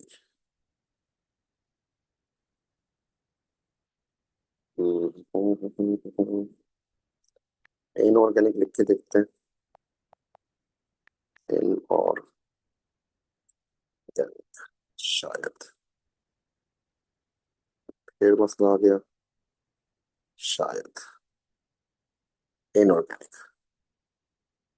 तो इसमें ना, ग्रुप 7 वालों में जो इनकी रिड्यूसिंग पावर थी ना, उसकी बेस पे मैंने कुछ टेस्ट किए थे। तो अगर आप देख सकें तो यहाँ पर ना, जब इसका हम क्लोराइड से करवाते हैं तो सिर्फ ये बनता है बस मिस्टी फिल्म। जब ब्रोमाइड से करवाते हैं आपके पास ये बनता है, और आगे रिएक्शन कर जाता था ये। तो ये इसको ना, सल्फर को +6 से +4 में रिड्यूस कर देता है। रिड्यूसिंग पावर इसकी ज्यादा थी। एंड आयोडाइड तो इसको फिर इसमें भी जा सकता है। तो SO2 जो है वो लेके गया, तो आपके पास या तो आयोडाइड या फिर ब्रोमाइड होता है। क्लोराइड ये काम नहीं कर सकता। अगर बोलेंगे तो जरा साफ सुथरा भी दिखा दूं आपको, तो बहुत सारी जगहों पे है। तो आई गेस कि ये बात आप लोगों को क्लियर हो गई होगी। तो अब चलते हैं वापसी। और क्वेश्चन पेपर ये था। तो ये आपके पास ब्रोमाइड या आयोडाइड होगा, क्लोराइड ये काम नहीं कर सकता। What happened when iodine is added to sodium bromide? Again group 7 का है। देखिए, आपने ना आयोडीन को ऐड कर दिया है सोडियम ब्रोमाइड में। तो कह रहा है क्या होगा? आयोडीन जो है ना, ऊपर चलते हैं ना, फ्लोरीन, फिर क्लोरीन, फिर ब्रोमीन और फिर आयोडीन। इनकी रिएक्टिविटी नीचे की तरफ, जो रिएक्टिविटी होती है वो नीचे की तरफ डिक्रीज करनी होती है। इसका मतलब this is less reactive and this is more reactive. तो ये इसको डिस्प्लेस नहीं कर सकता। तो no reaction. Which statement is correct? Nitrogen is unreactive due to absence of lone pair on the molecule. पता नहीं। अनरिएक्टिव होना दो चीजों पर डिपेंड करता था, अगर आपको याद हो।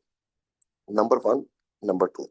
नंबर 1 था आपके पास हाई एक्टिवेशन एनर्जी की वजह से ट्रिपल कोवलेंट बॉन्ड को तोड़ना बहुत मुश्किल था, इसलिए।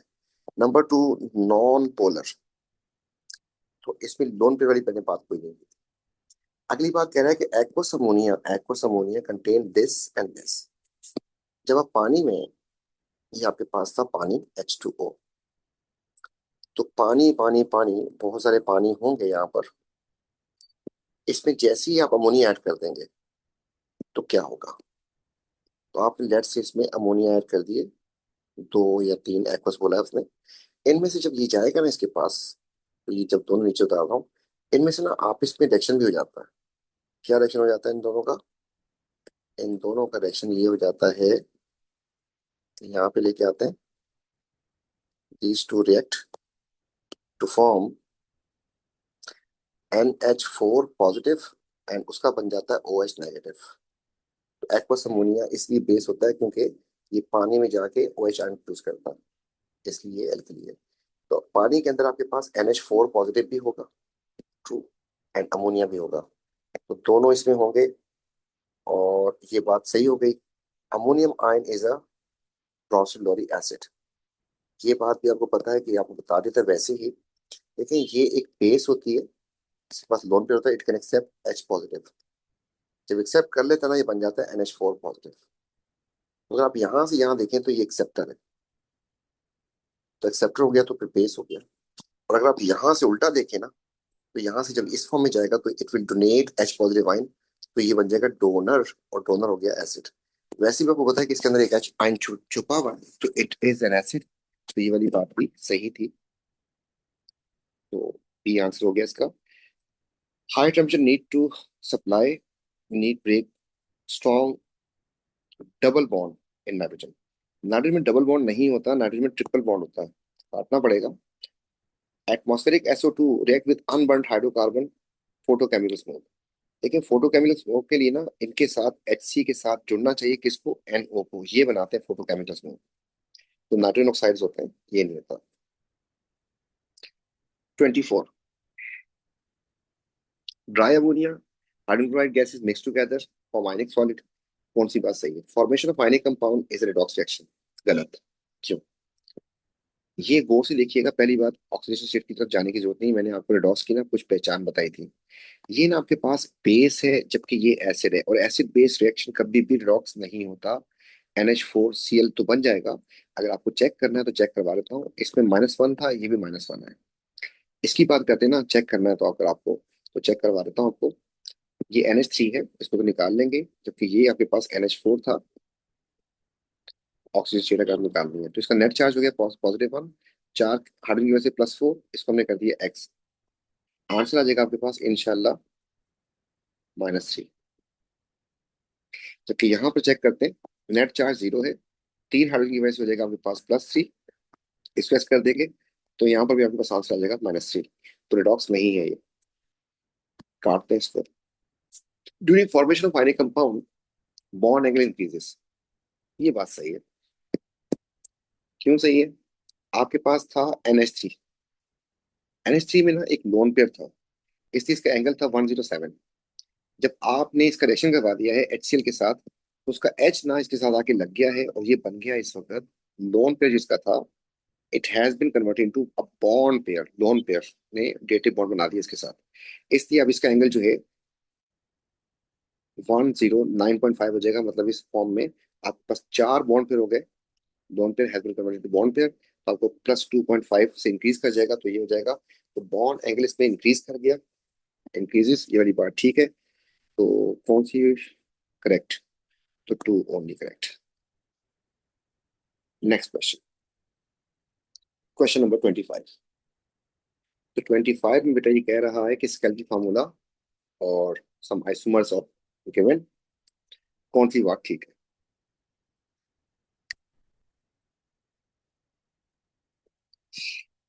One and three are chain isomers of each other. 1 और 3 को देखते हैं। जी हो गया ये 1, और ये हो गया 3। चेन आइसोमर नहीं है, चेन आइसोमर है, ठीक है, क्योंकि इसका फंक्शनल ग्रुप एल्डिहाइड है, इसका भी फंक्शनल ग्रुप एल्डिहाइड है, और इसमें चेन जो है ना आपके पास 1 2 3 4 5 6 की आ रही है, यहाँ पर आपके पास 1 2 3 4 5 की आ रही है, और ये ब्रांच बन गई, तो चेन आइसोमर है। यहाँ तक इस बात को जो सही है उसको मैं ग्रीन से मार्क कर देता हूँ, ये बात तो ठीक हो गई। And position isomers of each other, position isomers of each other. Position में होता क्या है कि चेन में कुछ नहीं होता, सिर्फ पोजीशन चेंज होती है, पोजीशन जो है फंक्शनल ग्रुप की चेंज होती है। तो यहाँ पर आपके पास फंक्शनल ग्रुप जो है ना आपके पास पोजीशन नंबर 1 पे आ रहा है, यहाँ पे 1 पे आ रहा है, जहाँ पे एल्डिहाइड या एसिड लगा होता है वही पोजीशन 1 होती है। तो इस वाली पे ना डाउट है, क्योंकि चेन ही चेंज होगी इसकी, तो फिर पोजीशन कैसे बना? पोजीशन तो मैं अगर इसकी बात करूंगा, मैं आपको समझा दूं। देखें, इसमें ब्रोमीन यहाँ पे लगा हुआ है, और इसमें ना आपके पास ब्रोमीन यहाँ पे लगा हुआ है। इसको हम कहते हैं पोजीशन, बाकी कोई चीज चेंज ना हो। तो इसलिए ये वाली बात जो है ना डाउट में है, इसको मैं रेड से मार्क कर देता हूँ। ये बात सही नहीं लग रही। ठीक है, अगली बात। 2 and 3 are functional group isomers. 2 and 3, 2 and 3, ये कीटोन है, और ये आपके पास एल्डिहाइड, और एल्डिहाइड कीटोन आइसोमर्स होते हैं। और दोनों का फार्मूला जब तुमने कहा कि सम बना के दिए, छः के छः ही होंगे वो भी। तो ये दोनों बिल्कुल सही है। यहाँ से हमने इसको ग्रीन से मार्क किया। ये दोनों फंक्शनल ग्रुप आइसोमर्स हैं, एंड बोथ हैव अ कायल सेंटर। ये चेक करते हैं। इस वाले में ये वाला पार्ट कार्बन कायल हो गया, क्योंकि ये CH3 है, नीचे H होगा। ये वाला पार्ट डिफरेंट है, तो इसमें मैंने कर दिया कि ये तो कायल हो गया आपका। उस वाले में चलते हैं कायल ढूंढने के लिए। तो ये वाला हो सकता था, ये C2H5 है, ये अलग है, ये CH3 है, इसके ऊपर एक H होगा, और ये तो ये भी कायल है आपके पास। ये तो दोनों में कायल भी है। ये वाली बात दोनों ठीक हो रही है, इसलिए इसको मैं टिक करने जा रहा हूँ। नेक्स्ट भी पढ़ लेते हैं, कोई और मसला नहीं निकल आए। 1 and 4 और फंक्शनल ग्रुप आइसोमर्स। 1 and 4 बिल्कुल सही है, फंक्शनल ग्रुप आइसोमर्स हैं ये। तो यहाँ से इसको हाईलाइट कर देता हूँ, क्योंकि एल्डिहाइड और कीटोन है, एंड बोथ हैव अ कायल सेंटर। दोनों में कायल सेंटर नहीं है, तो ये वाली बात जो है ना यहाँ से रॉन्ग हो जाएगी। उसको हम इससे मार्क कर देंगे रॉन्ग, गलत। And the next one is 2 and 3 are position isomers. Two and कौन कौन सा है? 2 and 4 पोजिशन आइसोमर्स। इसमें कीटोन जो है आपके पास पोजिशन नहीं है ये। इसमें तो चेन ही चेंज हो गई है, तो ये वाली बात आपको काटनी पड़ जाएगी। तो they are not position isomers. Chain ही चेंज हो गई है, उसमें जब 5 की चेन, इसमें 4 की चेन आ रही है। ये 6 की एक चेन उसमें ब्रांच आ रही है। तो ये वाली बात गलत हो जाएगी, 20 का करेक्ट आंसर हो जाएगा। Next question. Which statement about these two compound are correct? Both contain ketone group. ठीक है, दोनों में कीटोन है। ये रहा कीटोन, ये रहा कीटोन, उसमें तो 2 कीटोन है। And both have geometrical isomers due to carbon carbon double bond. याद रखिए, कार्बन कार्बन डबल बॉन्ड से हो तो सकता था, लेकिन साइक्लिक वाले में कार्बन कार्बन से इसको ओपन नहीं कर सकते आप। इसका साइक्लिक में अगर आपके पास CC बॉन्ड आ जाए, तो उसमें आप ज्योमेट्रिकल आइसोमर्स नहीं बना सकते। तो ये वाली बात जो है ना यहाँ से गलत हो जाएगी, क्योंकि ये आपके पास ना साइकिल में आ रहा है, इसलिए कट जाएगा ये। They have a same molecular formula, मुश्किल काम है ढूंढना। And have both have geometrical isomers, and both have geometrical, दोनों के ज्योमेट्रिकल आइसोमर्स होंगे। अच्छा, इस वाले क्योंकि इसने कहा है कि सेम मॉलिक्यूलर फार्मूला ना, ये लंबा काम हो गया, इसको मैंने क्वेश्चन मार्क लगा दिया और ऑप्शन ढूंढते हैं। Both have same number of chiral carbon, and both have same molecular formula. Chiral carbon ढूंढते हैं। कार्बन के लिए आपको बोला था 3 या 4 रेडियो ब्रेक लगाए, वो निकल आएंगे, सिमेट्रिकल नहीं होगी तो। एक हो गया, 2, 3, 4, 5, 6, यही है ना, 3 4 डंडियां। यहाँ पे आते हैं 1 2 3 4 5 6, दोनों में सेम काल कार्बन है। ये बात दोनों में सही है। एंड बोथ की, इसमें कहेगा सेम मॉलिक्यूलर फार्मूला से फिर मैं बच रहा हूँ। And both contain ketone group, तो कीटोन ग्रुप दोनों में है जी। बोथ कंटेन्स, बस ये लिखा है, ये नहीं कहा कि उसमें दोनों ही कीटोन ही ओनली है। उसने कहा कीटोन ग्रुप दोनों में है, तो ये वाली बात सही है, तो डी। तो मैंने फार्मूला जो उसका ढूंढना था मॉलिक्यूलर, उससे जान छुड़ाई है मैंने, और बच गई जान, तो डी आंसर निकला इसका। प्रोटीन HBr से जब रिएक्शन करवाएंगे तो ग्रेटेस्ट अमाउंट में क्या बनेगा? देखिए, आपको बताया था इसमें जो मार्कोवनी कॉक्स रूल था, वो कि अगर आपके पास प्रोटीन है ये वाला, रूल तो ये था कि जब आप इसमें HBr को ऐड करेंगे ना, तो H वहां जाएगा जहां पर H ऑलरेडी ज्यादा हो, मतलब यहाँ पर, एंड Br जाएगा दूसरी जगह पे। तो असल में Br जो है एक न्यूक्लियोफाइल है, इसको बाद में जाना होता है। और इसकी वजह क्या थी? Tertiary carbocation is more stable than secondary and primary. तो tertiary carbocation is more stable than secondary and फिर प्राइमरी, ये मसला था। तो आपके पास टर्शरी, मतलब अगर इसको इस पे भेज देता हूँ पहले पहले उसमें, तो आपके पास ना, ये जब इसके पास ये बॉन्ड यहाँ शिफ्ट कर देगा, इसको दे देगा H पॉजिटिव को, तो आपके पास ना इसके साथ आगे लग जाएगा H। और इस पे आ जाएगा पॉजिटिव चार्ज। ऐसा करने से ना आपके पास ये जो बन रहा है ना, दिस इज सेकेंडरी कार्बोकेटाइन। तो आपके पास सेकेंडरी बनना चाहिए था ये वाला, ये प्राइमरी बन रहा है। नेगेटिव तो बनता नहीं है, काट दो इसको। कार्बोकेटाइन बनते हैं। तो कार्बोकेटाइन जो है ना, इसमें से ये आपका प्राइमरी है जबकि ये आपका सेकेंडरी है, तो सेकेंडरी इज मोर स्टेबल। तो ए आंसर हो जाएगा।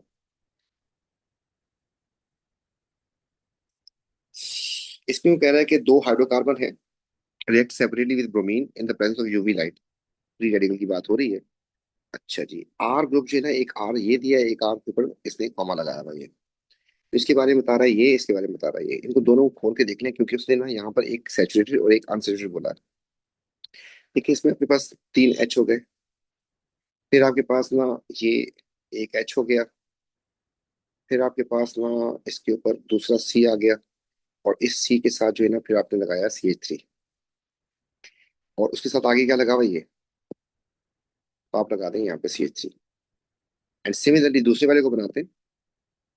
तो दूसरे वाले में पहले आपके पास आ गया CH3, फिर आपके पास आ गया CH, फिर आपके पास आ गया जी इसके ऊपर ही CH3 है, फिर आपके पास आ गया CH2, इसके साथ भी लगा हुआ है CH3, ये भी लगा देता है।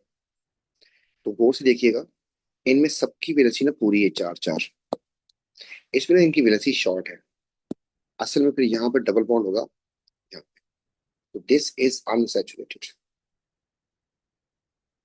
तो आपके पास अनसैचुरेटेड में आर ये वाला होना चाहिए। सॉरी सॉरी, दूसरा वाला आर होना चाहिए, गलत कर दिया मैंने। ये वाला आर या ये वाला आर। एंड सैचुरेटेड में आपके पास होना चाहिए ये वाला। तो सैचुरेटेड में आपके पास ये दो कर दिए। यहाँ पे कह रहा है प्रोपिगेशन। प्रोपिगेशन में क्या होता है कि रेडिकल स्टेबल होता है, स्टेबल रेडिकल बनता है। तो आपके पास ना ये वाला स्टेप प्रोपिगेशन है, वो से देखें। जो आपके पास स्टेबल मॉलिक्यूल था वो रेडिकल बन गया है, और रेडिकल स्टेबल मॉलिक्यूल बन गया है। जबकि इसकी अगर बात करते हैं, दिस इज टर्मिनेशन। ठीक है। तो दिस इज एक्चुअली प्रोपिगेशन, जबकि दिस इज टर्मिनेशन। तो आपके पास यहाँ से सी बन गया, आंसर वैसे ही हो गया। इसमें आपको टर्मिनेशन ढूंढनी है। टर्मिनेशन में आपके पास रेडिकल रेडिकल मिलके वो बनाते हैं, तो आपके पास ना ये टर्मिनेशन बन रहा है कि दो रेडिकल ने मिलके टर्मिनेट किया। जबकि इसकी बात करें तो दिस इज प्रोपिगेशन। तो आपके पास सी आंसर बन जाएगा इसका। उसमें बस वो एल्केन एल्कीन जो ढूंढना था, उसमें सैचुरेटेड अनसैचुरेटेड उसका मसला था। कार एग्जॉस्ट फ्यूम जो है contain following pollutant: unburned hydrocarbon, nitrogen oxide, carbon monoxide. Which pollutant removed by oxidation catalytic converter. अच्छा, कैटालिटिक कन्वर्टर में आपको अगर याद है, लेकिन मैं वहीं पे बता देता हूँ, चलो देख लेते हैं।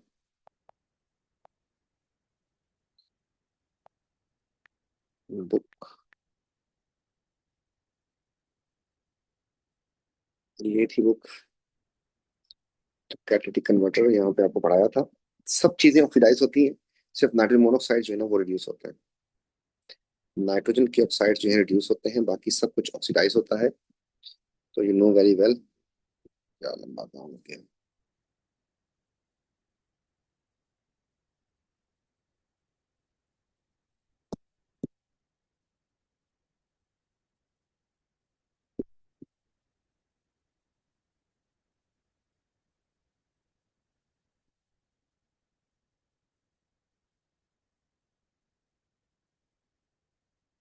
अगर आप देख सकें, आपके पास जो प्लूटन निकलते हैं ये सारे होते हैं। इनमें से इसको तो कुछ नहीं होगा। ये वाला ऑक्सीडाइज हो गया, ये वाला भी ऑक्सीडाइज हो गया, ये वाला भी ऑक्सीडाइज हो गया, ये वाले को कुछ नहीं होगा। इस वाले को जो नाइट्रोजन आपके पास एयर से आती है उसको कुछ नहीं होगा। लेकिन इस वाले में देखें ना, सब में आपके पास ऑक्सीजन यूज हो रही है प्लूटेंट्स में। जबकि इस वाले में ऑक्सीजन रिड्यूस, तो आपके पास सिर्फ नाइट्रोजन ऑक्साइड जो है ना वो रिड्यूस हो रहे होते हैं। इसलिए आपके पास इसका आंसर जो बनेगा वो बन जाएगा वही जो हम कह रहे हैं। तो आपके पास अनबर्न्ड हाइड्रोकार्बन जो है ये ऑक्सीडाइज होते हैं, नाइट्रोजन ऑक्साइड रिड्यूस होता है, एंड कार्बन मोनोऑक्साइड भी ऑक्सीडाइज होता है। तो ऑक्सीडेशन से कौन कौन रिमूव होता है? 1 and 3, 1 and 3 आपके पास हो जाएगा सी। नेक्स्ट क्वेश्चन आपके पास है, ये कंपाउंड है आपके साथ, और इसने रिएक्शन करवाया इसका किसके साथ? इथेनॉल में डाल के वार्म किया है सिल्वर नाइट्रेट के साथ। मतलब इथेनॉल जब इसमें ऐड करेंगे ना, इथेनॉलिक सोडियम हाइड्रोक्साइड, तो इसका हैलाइड टूटेगा। अब इनमें से हैलाइड कौन सा जल्दी टूट सकता है? तो आपके पास ना इनमें से हैलाइड जो है ना ये वाला जल्दी टूटेगा, क्योंकि आयोडाइड जो होता है ना उसका साइज बड़ा होता है, तो बॉन्ड उसका वीक हो जाता है। जबकि क्लोराइड का साइज छोटा होता है, उसका बॉन्ड काफी स्ट्रांग होता है। तो इनमें से टूटेगा तो आयोडाइड जल्दी टूटेगा। तो आपके पास आयोडाइड जब टूटेगा तो उस आयोडाइड ने पीपीटी बनाने किसके साथ, सिल्वर के साथ। तो उसके पीपीटी होते थे पेल येलो। तो पहले तो आ जाए पेल येलो पीपीटी पे, ऑप्शन ही खत्म हो गया, ये हो जाएगा। और उसकी जगह पे ओएच लेके आ गया ये इसने बदमाशी की है। जब इथेनॉल उसने किया था ना, तो इसमें असल में डबल बॉन्ड आना चाहिए था, अगर आपको याद हो। तो सोडियम आइसर जब इसमें ऐड करते थे ना, एक्वस वाला, तो उस वक्त इसकी जगह पे OH आ जाता है। पर अगर आप इथेनॉलिक यूज करें तो फिर ना इसका ये और इसका ये निकल जाता है, डबल बॉन्ड आता था। बाद में उसने जो भी किया है, क्या कर सकते हैं, बदतमीजी है। फर्स्ट और अच्छा, उसने अपने आप को सेव किया फर्स्ट ऑर्गेनिक प्रोडक्ट। पहले ये बनेगा और उसके बाद जो है इसकी एलिमिनेशन हो जाएगी अल्कोहलिक में, ठीक है। तो चलो ध्यान है इसके। नेक्स्ट क्वेश्चन जो आपके पास वो कह रहा है कि dibromo butane react with excess of ethanolic solution, वही वाला रिएक्शन। देखो ऊपर भी आपको धोखा दिया, ऊपर आपको सोचने का टाइम ही नहीं दिया, आपने बहुत सारे बच्चों ने देखा भी नहीं होगा और जनरल को टिक कर दिया होगा। तो इथेनॉल का वर्ड यूज किया था। तो पहले तो बनाए इसको खूबसूरत को। ब्यूट का मतलब हो गया चार। एक आपको लगाना है कार्बन नंबर 1 पे, एक लगाना है आपको इस पर, और बाकी सारे क्या होंगे, एच एच होंगे। अब इसमें होनी एलिमिनेशन इथेनॉलिक वाला। तो इथेनॉलिक में आपके पास ये निकल जाएगा और यहाँ से ये निकल जाएगा, और तो कोई ऑप्शन नहीं है। तो आपके पास ना यहाँ पे भी डबल बॉन्ड आ जाएगा, एंड यहाँ पर भी डबल बॉन्ड आ जाएगा, और ये इसका बन जाएगा जी पूरा स्ट्रक्चर। इसमें ना C4 है, क्योंकि ये नॉर्मल एल्कीन नहीं है। H8 नहीं लिख रहा, क्यों नहीं लिख रहा, क्योंकि एक डबल बॉन्ड नहीं, दो डबल बॉन्ड है। तो आपके पास ना 6 हाइड्रोजन होंगे, if you want to count you can count. तो चार ऊपर है और साइडों पे दो, तो छह। तो उसने कहा कि related formula mass of major product क्या होगा। मेजर तो यहाँ पे वर्ड यूज भी नहीं करना चाहिए था, बहरहाल। चार कार्बन की वजह से हो जाएगा 48, 4 12 48, एंड 6 इसमें ऐड कर देते हैं। तो चार और एक पांच, 54। नेक्स्ट क्वेश्चन में आपके पास ये पॉलीमर से है, और उसने कहा कि ये एडिशनल पॉलीमर आपके पास ही है। तो आपको मैंने क्या बताया था, इसमें आपने करना क्या है कि लंबी चेन में दो दो कार्बन पे कट लगाना होता है, अगर आपको याद हो। तो इस तरीके से ये अगर मैं 2 यूनिट बना के दे रहा हूँ आपको, तो आपने क्या करना होता था, ये आपके पास पॉलीमर था, तो आपने दो दो कार्बन पे कट लगा के चेक करना होता क्या क्या है, उसमें पे डबल बॉन्ड लगा देते। तो इसमें आपके पास ना यहाँ पे कट लगा दें, और एक कट ना यहाँ पे लगा दें, इस वाले को उतारते हैं। ये क्या लगा हुआ, CH2। बेटा यहाँ पे डबल बॉन्ड लेके आ जाए, जो खुला था। इसके ऊपर क्या लगा हुआ है, दो CH3 लगे हुए हैं। एक मोनोमर ये हो गया, इसका मोनोमर निकालते हैं। इस कार्बन के ऊपर एक तो है H, और एक है आपके पास CH3। दूसरे कार्बन पे ना आपके पास H और H है। तो बोला कि कौन कौन दो मोनोमर कौन कौन से थे।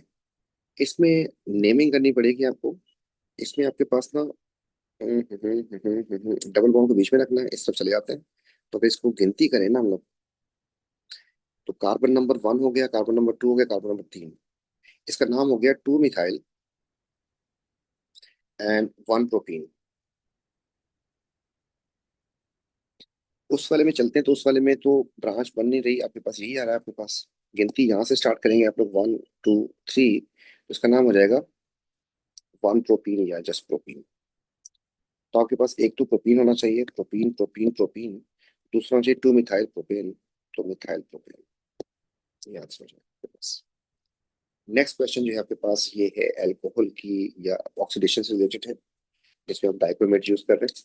मैंने आपको बहुत डिटेल में बताया था कि प्राइमरी अल्कोहल में, सेकेंडरी अल्कोहल में, और फिर जो है क्या क्या होता है जब एसिड बनता है, और जब। तो यहाँ से मैं उसी बेस पे बात करूंगा। अगर आपको मसला हो तो आप उसके पास पेपर्स की वीडियो जाके देख लीजिएगा, तो काम काफी आसान हो जाएगा। अदरवाइज आप सबको खेलोगे तो बहुत मुश्किल हो जाएगा। देखिए 3 ऑक्सीजन यूज कर रहा है। चलो बता देता हूँ क्या याद करेंगे। आपके पास जो ऑक्सीडाइज होते हैं ना, एक होता है आपके पास प्राइमरी अल्कोहल, लेकिन ये प्राइमरी अल्कोहल मैंने बनाया। एक आपके पास होता है एल्डिहाइड, ये भी ऑक्सीडाइज होता है। एक आपके पास होता है ऑक्सीडाइज सेकेंडरी अल्कोहल, बस खत्म कहानी।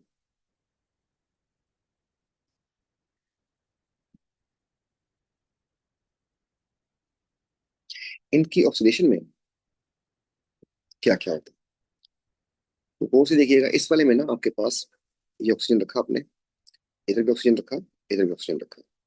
इसमें होता क्या है कि पहली बात ना, ये आपके पास ना इस तरीके से पानी बन जाएगा इससे। तो आप ना यहाँ पे लिखेंगे पानी बना, और ये हो गया आपके पास।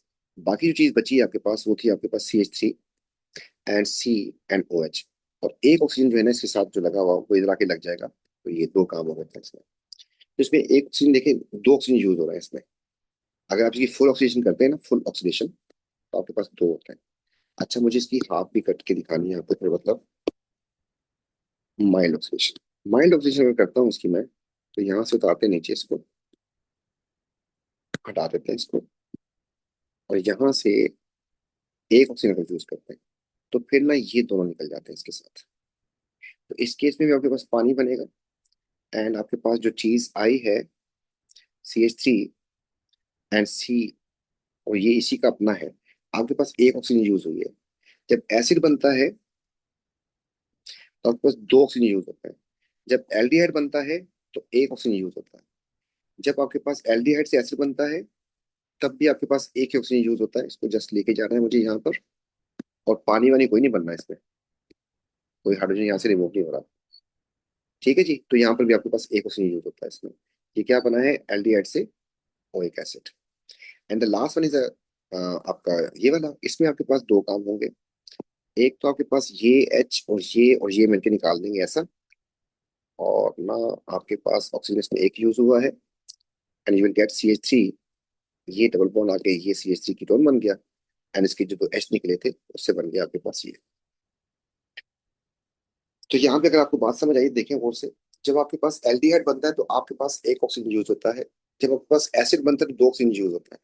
और जब आपके पास कीटोन बनता है तभी आपके पास एक ऑक्सीजन यूज हुआ, तो आपके सामने है। एक ऑक्सीजन यूज हुआ, एक हुआ और एक हुआ। ये एल्डिहाइड बना था, ये आपके पास एसिड बना था एल्डिहाइड से, और ये आपके पास कीटोन बन रहा है। उसने आपसे अल्कोहल की बात की है, एल्डिहाइड की तो बात नहीं की। आप इस वाले ऑप्शन को काट सकते हैं, इस वाले ऑप्शन को छोड़ दें। तो आप आपने देख लिया इसमें। ठीक है, आ जाए यहाँ पर। ये कह रहे हैं तीन ऑक्सीजन यूज हो रहे हैं, दो वाटर बने हैं। अच्छा, दो वाटर जो बने हैं ना, तो तो यहाँ पर आपके पास ना पहली बात, इसमें या तो प्राइमरी या सेकेंडरी होगा, क्योंकि एक वाटर बन रहा है उसमें से दो हाइड्रोजन हटे हैं। या ठीक है, और दो नहीं हो सकते, एक प्राइमरी या एक सेकेंडरी होगा। और हर एक जगह पे एक ऑक्सीजन तो चाहिए होती है। अच्छा, तो आपके पास एक काम ये हो गया। तो आपके पास ना फिर उसने दो ऑक्सीजन इसमें और भी ऐड हो रहे हैं। तो जब ये आपके पास होता है ना ये वाला काम। अच्छा जी, इसने एसिड बनाया कोई, इसने एसिड कोई बनाया नहीं, जान छोड़ी। तो ये या तो अल है या फिर ओन है। तो अल या ओन में एक वाटर तो बना दिया हमने। तो या तो इसमें प्राइमरी और सेकेंडरी होगी। एंड दूसरी बात, उसमें तीन ऑक्सीजन यूज हुआ है। जब एल्डिहाइड बनता है और कीटोन बनता है एक ऑक्सीजन यूज होता है। आगे देख लें दोबारा। एल्डिहाइड जब बनता था ना तो एक ऑक्सीजन यूज होता है, कीटोन जब बनता है ना तब भी आपके पास एक ऑक्सीजन यूज होता है। ऑक्सीजन कितने यूज हुए आपके पास, ऑक्सीजन तीन यूज हो गए। तो एक तो आपके पास हो गया ऑक्सीजन इसके लिए यूज, प्राइमरी सेकेंडरी के लिए। दूसरे इसमें ना दो आपके पास फिर एल्डिहाइड हो गए। तो आप देखिएगा, मैं दिखाता हूँ आपको। एक वाटर निकालना है आपको, तो आपके पास एक वाटर ना यहाँ से निकल सकता है। निकाल दिया वाटर। अब इस जगह पे क्या आएगा, ये डबल बॉन्ड आ जाएगा। एंड एक वाटर यहाँ से भी निकलेगा, इसमें दो वाटर निकलेंगे, तो यहाँ पे देख निकालना है। तो ये ऑप्शन काटता है। इस वाले में आते हैं।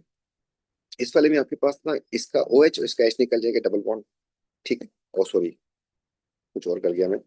इसका H और ये, तो एक वाटर निकल जाएगा इसमें। यहाँ पे डबल बॉन्ड आ जाएगा, ये एल्डिहाइड बन जाएगा आपके पास। नहीं, कीटोन बन जाएगा ये, सेकेंडरी था। तो आपके पास ना यहाँ से एक वाटर निकल जाएगा, एंड एक ऑक्सीजन यहाँ पर आ जाएगा, एक इधर एक इधर। तो ये एल्डिहाइड के दोनों कीटोन बन जाएंगे। तो आपके पास एक ऑक्सीजन इसके लिए चाहिए, एक इसके लिए चाहिए, और एक इसके वाटर के लिए चाहिए था। तो ये ऑप्शन सही लग रहा है मुझे। यहाँ पर मैं एक ऑक्सीजन के लिए बात कर रहा हूँ, तो आपके पास ना एक ऑक्सीजन यहाँ पे यूज होगा, एक आपके पास यहाँ पे यूज होगा, और एक जो है ना इस H और इसको निकालने के लिए, तो तीन ऑक्सीजन पे यूज हो गए यहाँ पर, एंड एक वाटर बन गया। नेक्स्ट वाले को भी देख लेते हैं। इसमें अगर आप निकालते हैं ना इस वाले में, तो इस वाले में उसने ना एक्सेस का वर्ड भी यूज किया है। ठीक है, एक्सेस। तो इसका मतलब कि वो एल्डिहाइड को तो लेके नहीं जा रहा, वो तो एसिड पे लेके जा रहा है। इस वाले में आपके पास ना एक पानी, एंड फिर आपके पास ना दो पानी निकल जाएंगे। ये भी नहीं हो सकता। इसमें सिर्फ ऑक्सीजन ऐड होंगे, इधर इधर और इधर एल्डिहाइड, वाटर नहीं निकलेगा इसमें। तो इसमें नो वाटर, नो H2O, इसमें दो वाटर निकलेंगे, इसमें भी आपके पास दो वाटर निकलेंगे, इसमें आपके पास एक वाटर निकलेगा। ए आंसर बन जाएगा इसका। Which reaction will produce sodium propanoate as one of the product. अच्छा, ये आपके पास रिड्यूसिंग एजेंट है, इससे आपके पास बनेगी प्राइमरी अल्कोहल। सॉरी, एसिड वैसिड कोई नहीं बनना। ये अल्कोहल है, इससे आपके पास ना बनेगा सोडियम प्रो ऑक्साइड। अल्कोहल थी ये। इस वाले में ये आपके पास साइनाइड था, ये यहाँ से कट जाएगा हाइड्रोलिसिस में। इससे आपके पास बनेगा, पहले बनेगा CH3, CH2 एंड C, ये बन जाएगा एसिड, और दूसरा वाला बन जाएगा NH3। अब ये जो है ना जो बना है, आगे सोडियम आइसर यहाँ पे पड़ा हुआ है, इसका रिएक्शन करके बन जाएगा सोडियम प्रोपेनाइट। तो आपके पास सिर्फ इसमें बन रहा 3 में, सोडियम प्रोपेनाइट। ठीक है, एसिड बनेगा तो वो होगा। तो ये इससे तो आपके पास रिडक्शन हो जाएगी, प्राइमरी अल्कोहल बन जाएगी। आपके पास दूसरे वाले में आपके पास अल्कोहल थी, तो वो सोडियम उसको H को तो हटा देगा, लेकिन उसका नाम प्रोपेनोएट नहीं होगा। जैसे सोडियम इथोक्साइड था इथेनॉल से, यहाँ पे सोडियम प्रोपेनोएट। नेक्स्ट क्वेश्चन ये है आपके पास आ गया जी 35। Which compound hydrolysis. अच्छा, हाइड्रोलिसिस में आपको पता है कि इस लंबी चेन में आपको बोलूंगा कि वॉक करें, जहां पे ऑक्सीजन आई कट लगा दें। कट लगाने के बाद इसके साथ वाले इस कार्बन को, इस कार्बन दोनों को देखें। जूम इन कर देता हूँ। जिसके पास H होते हैं ना, H जिसके पास होते हैं वो ओल वाला पार्ट होता है, और जिस वाले के पास H नहीं होते वो एसिड का पार्ट होता है। अच्छा, 3 कार्बन की ओल है एंड 2 कार्बन का एसिड है।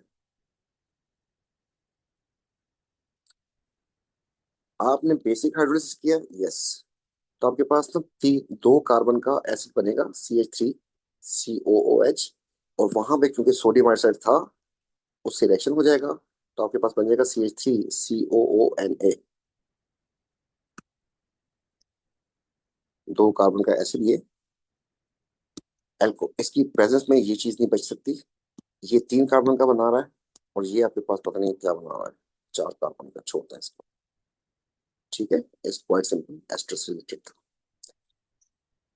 नेक्स्ट कह रहा है कि Q react with when HCN present catalyst produce R। लेकिन जब भी आपसे कहे ना HCN, तो HCN बेटा ऐड होता है कार्बोनाइल में, या तो अल में या फिर ओन में।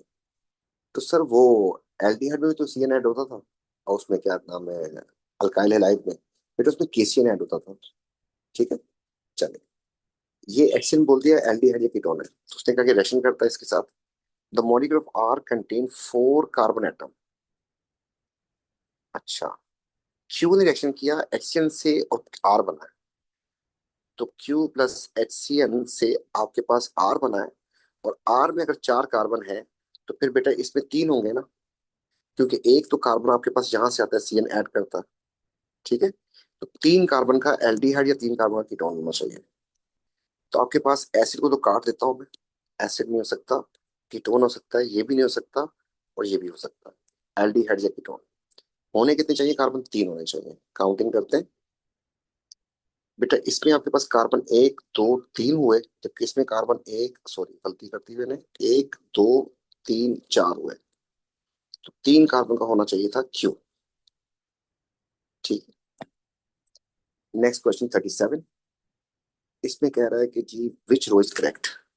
इथेनोइक एसिड जब सोडियम कार्बोनेट से रिएक्शन करेगा तो सोडियम इथेनोएट बनेगा, वाटर बनेगा, कार्बन डाइऑक्साइड, ये बात सही है। जब मैग्नीशियम से रिएक्शन करेगा तो फिर हाइड्रोजन गैस बनेगी, वाटर नहीं बनता।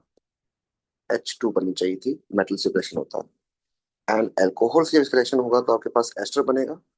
ईथ एंड मीथ काट के देखें, आपके पास ये 2 कार्बन, ये 1 कार्बन, ये वाला आपके पास ओल है, जो कि मीथेनॉल से आया है, इसका OH गया था, और इस तरीके से आपके पास 2 कार्बन का एसिड था। तो ये सही है, और साथ पानी निकल जाता है, ये भी ठीक हो गया। तो 1 and 3, 1 and 3, 1 and 3, C. Next question जो है 38।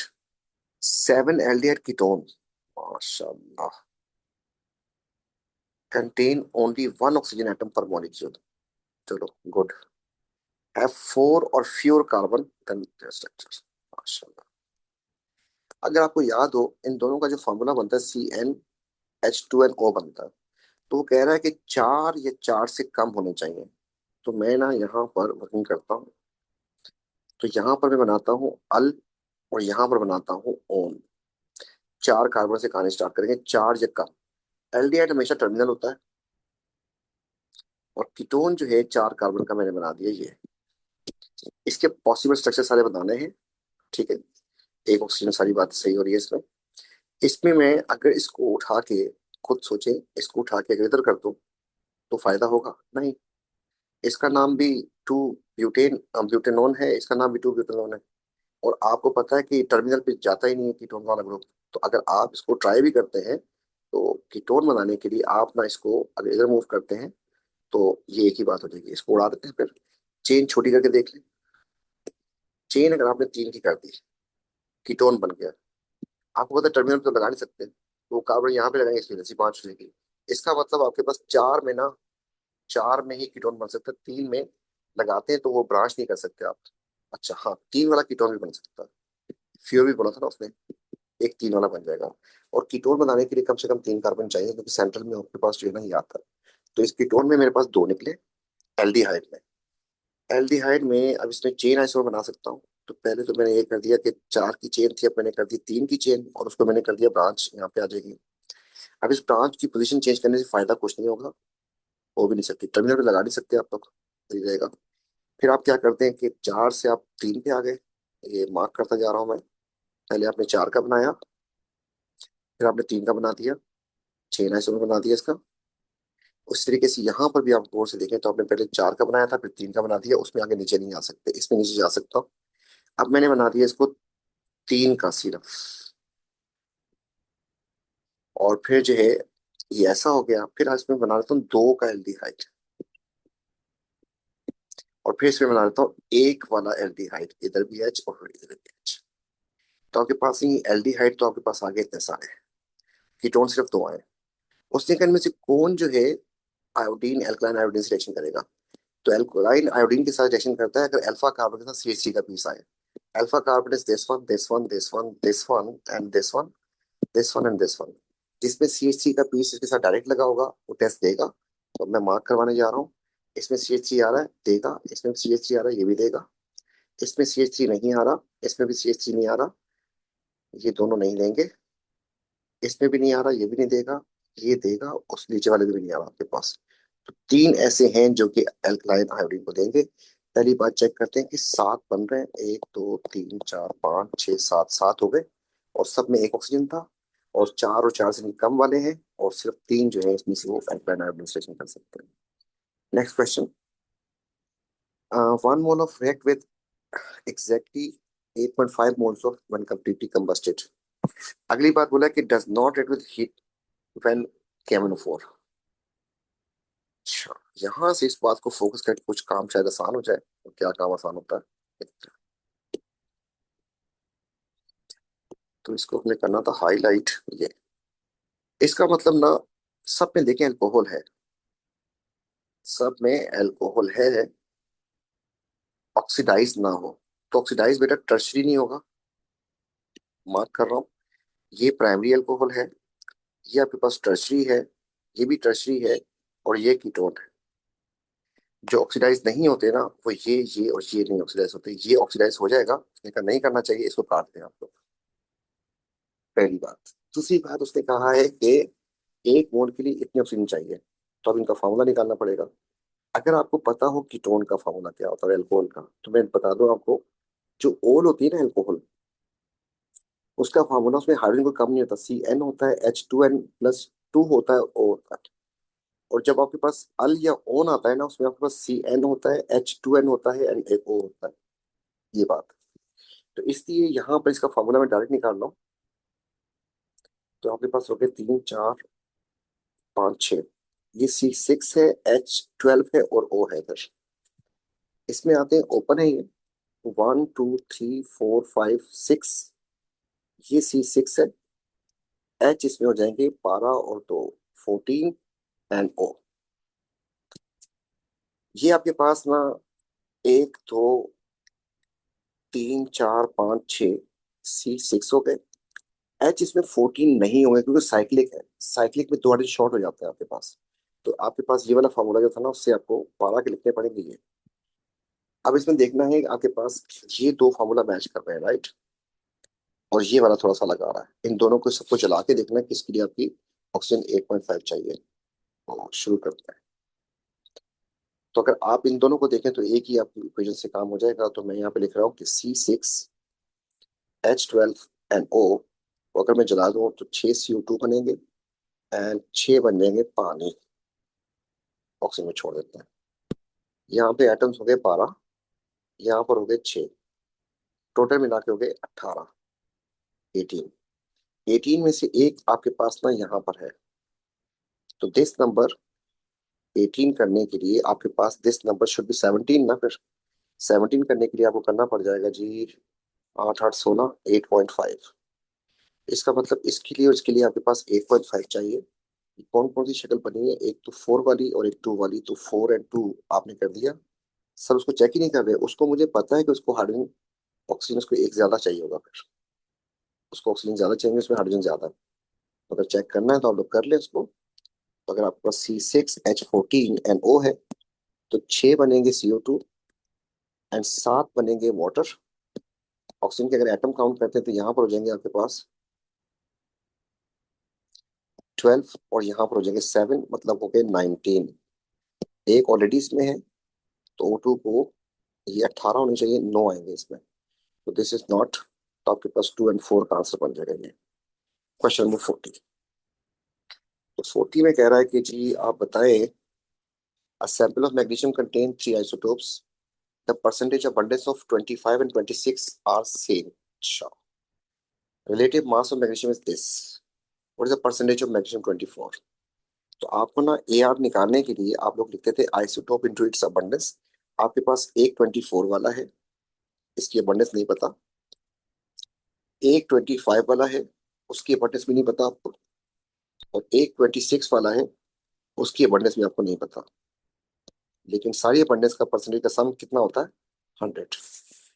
अब आपके पास ना 24 का तो उसने पूछा है, इसको मैं फाइंड करना है। इसको मैं क्या कर दूं, क्या कर दूं।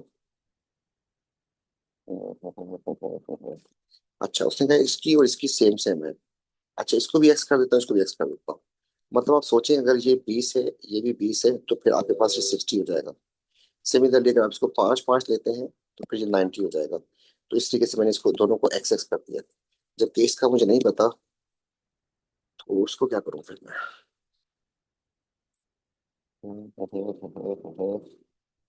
इसको भी कर देता हूँ, फिर देखते हैं जरा वो से देखिएगा। इसको फिर 10 लेता हूँ, इसको भी 10 लेता हूँ। इसको मैंने फिर 80 करना था, पता है क्यों कर रहा हूँ 80? 100 माइनस 10 कर रहा हूँ मैं।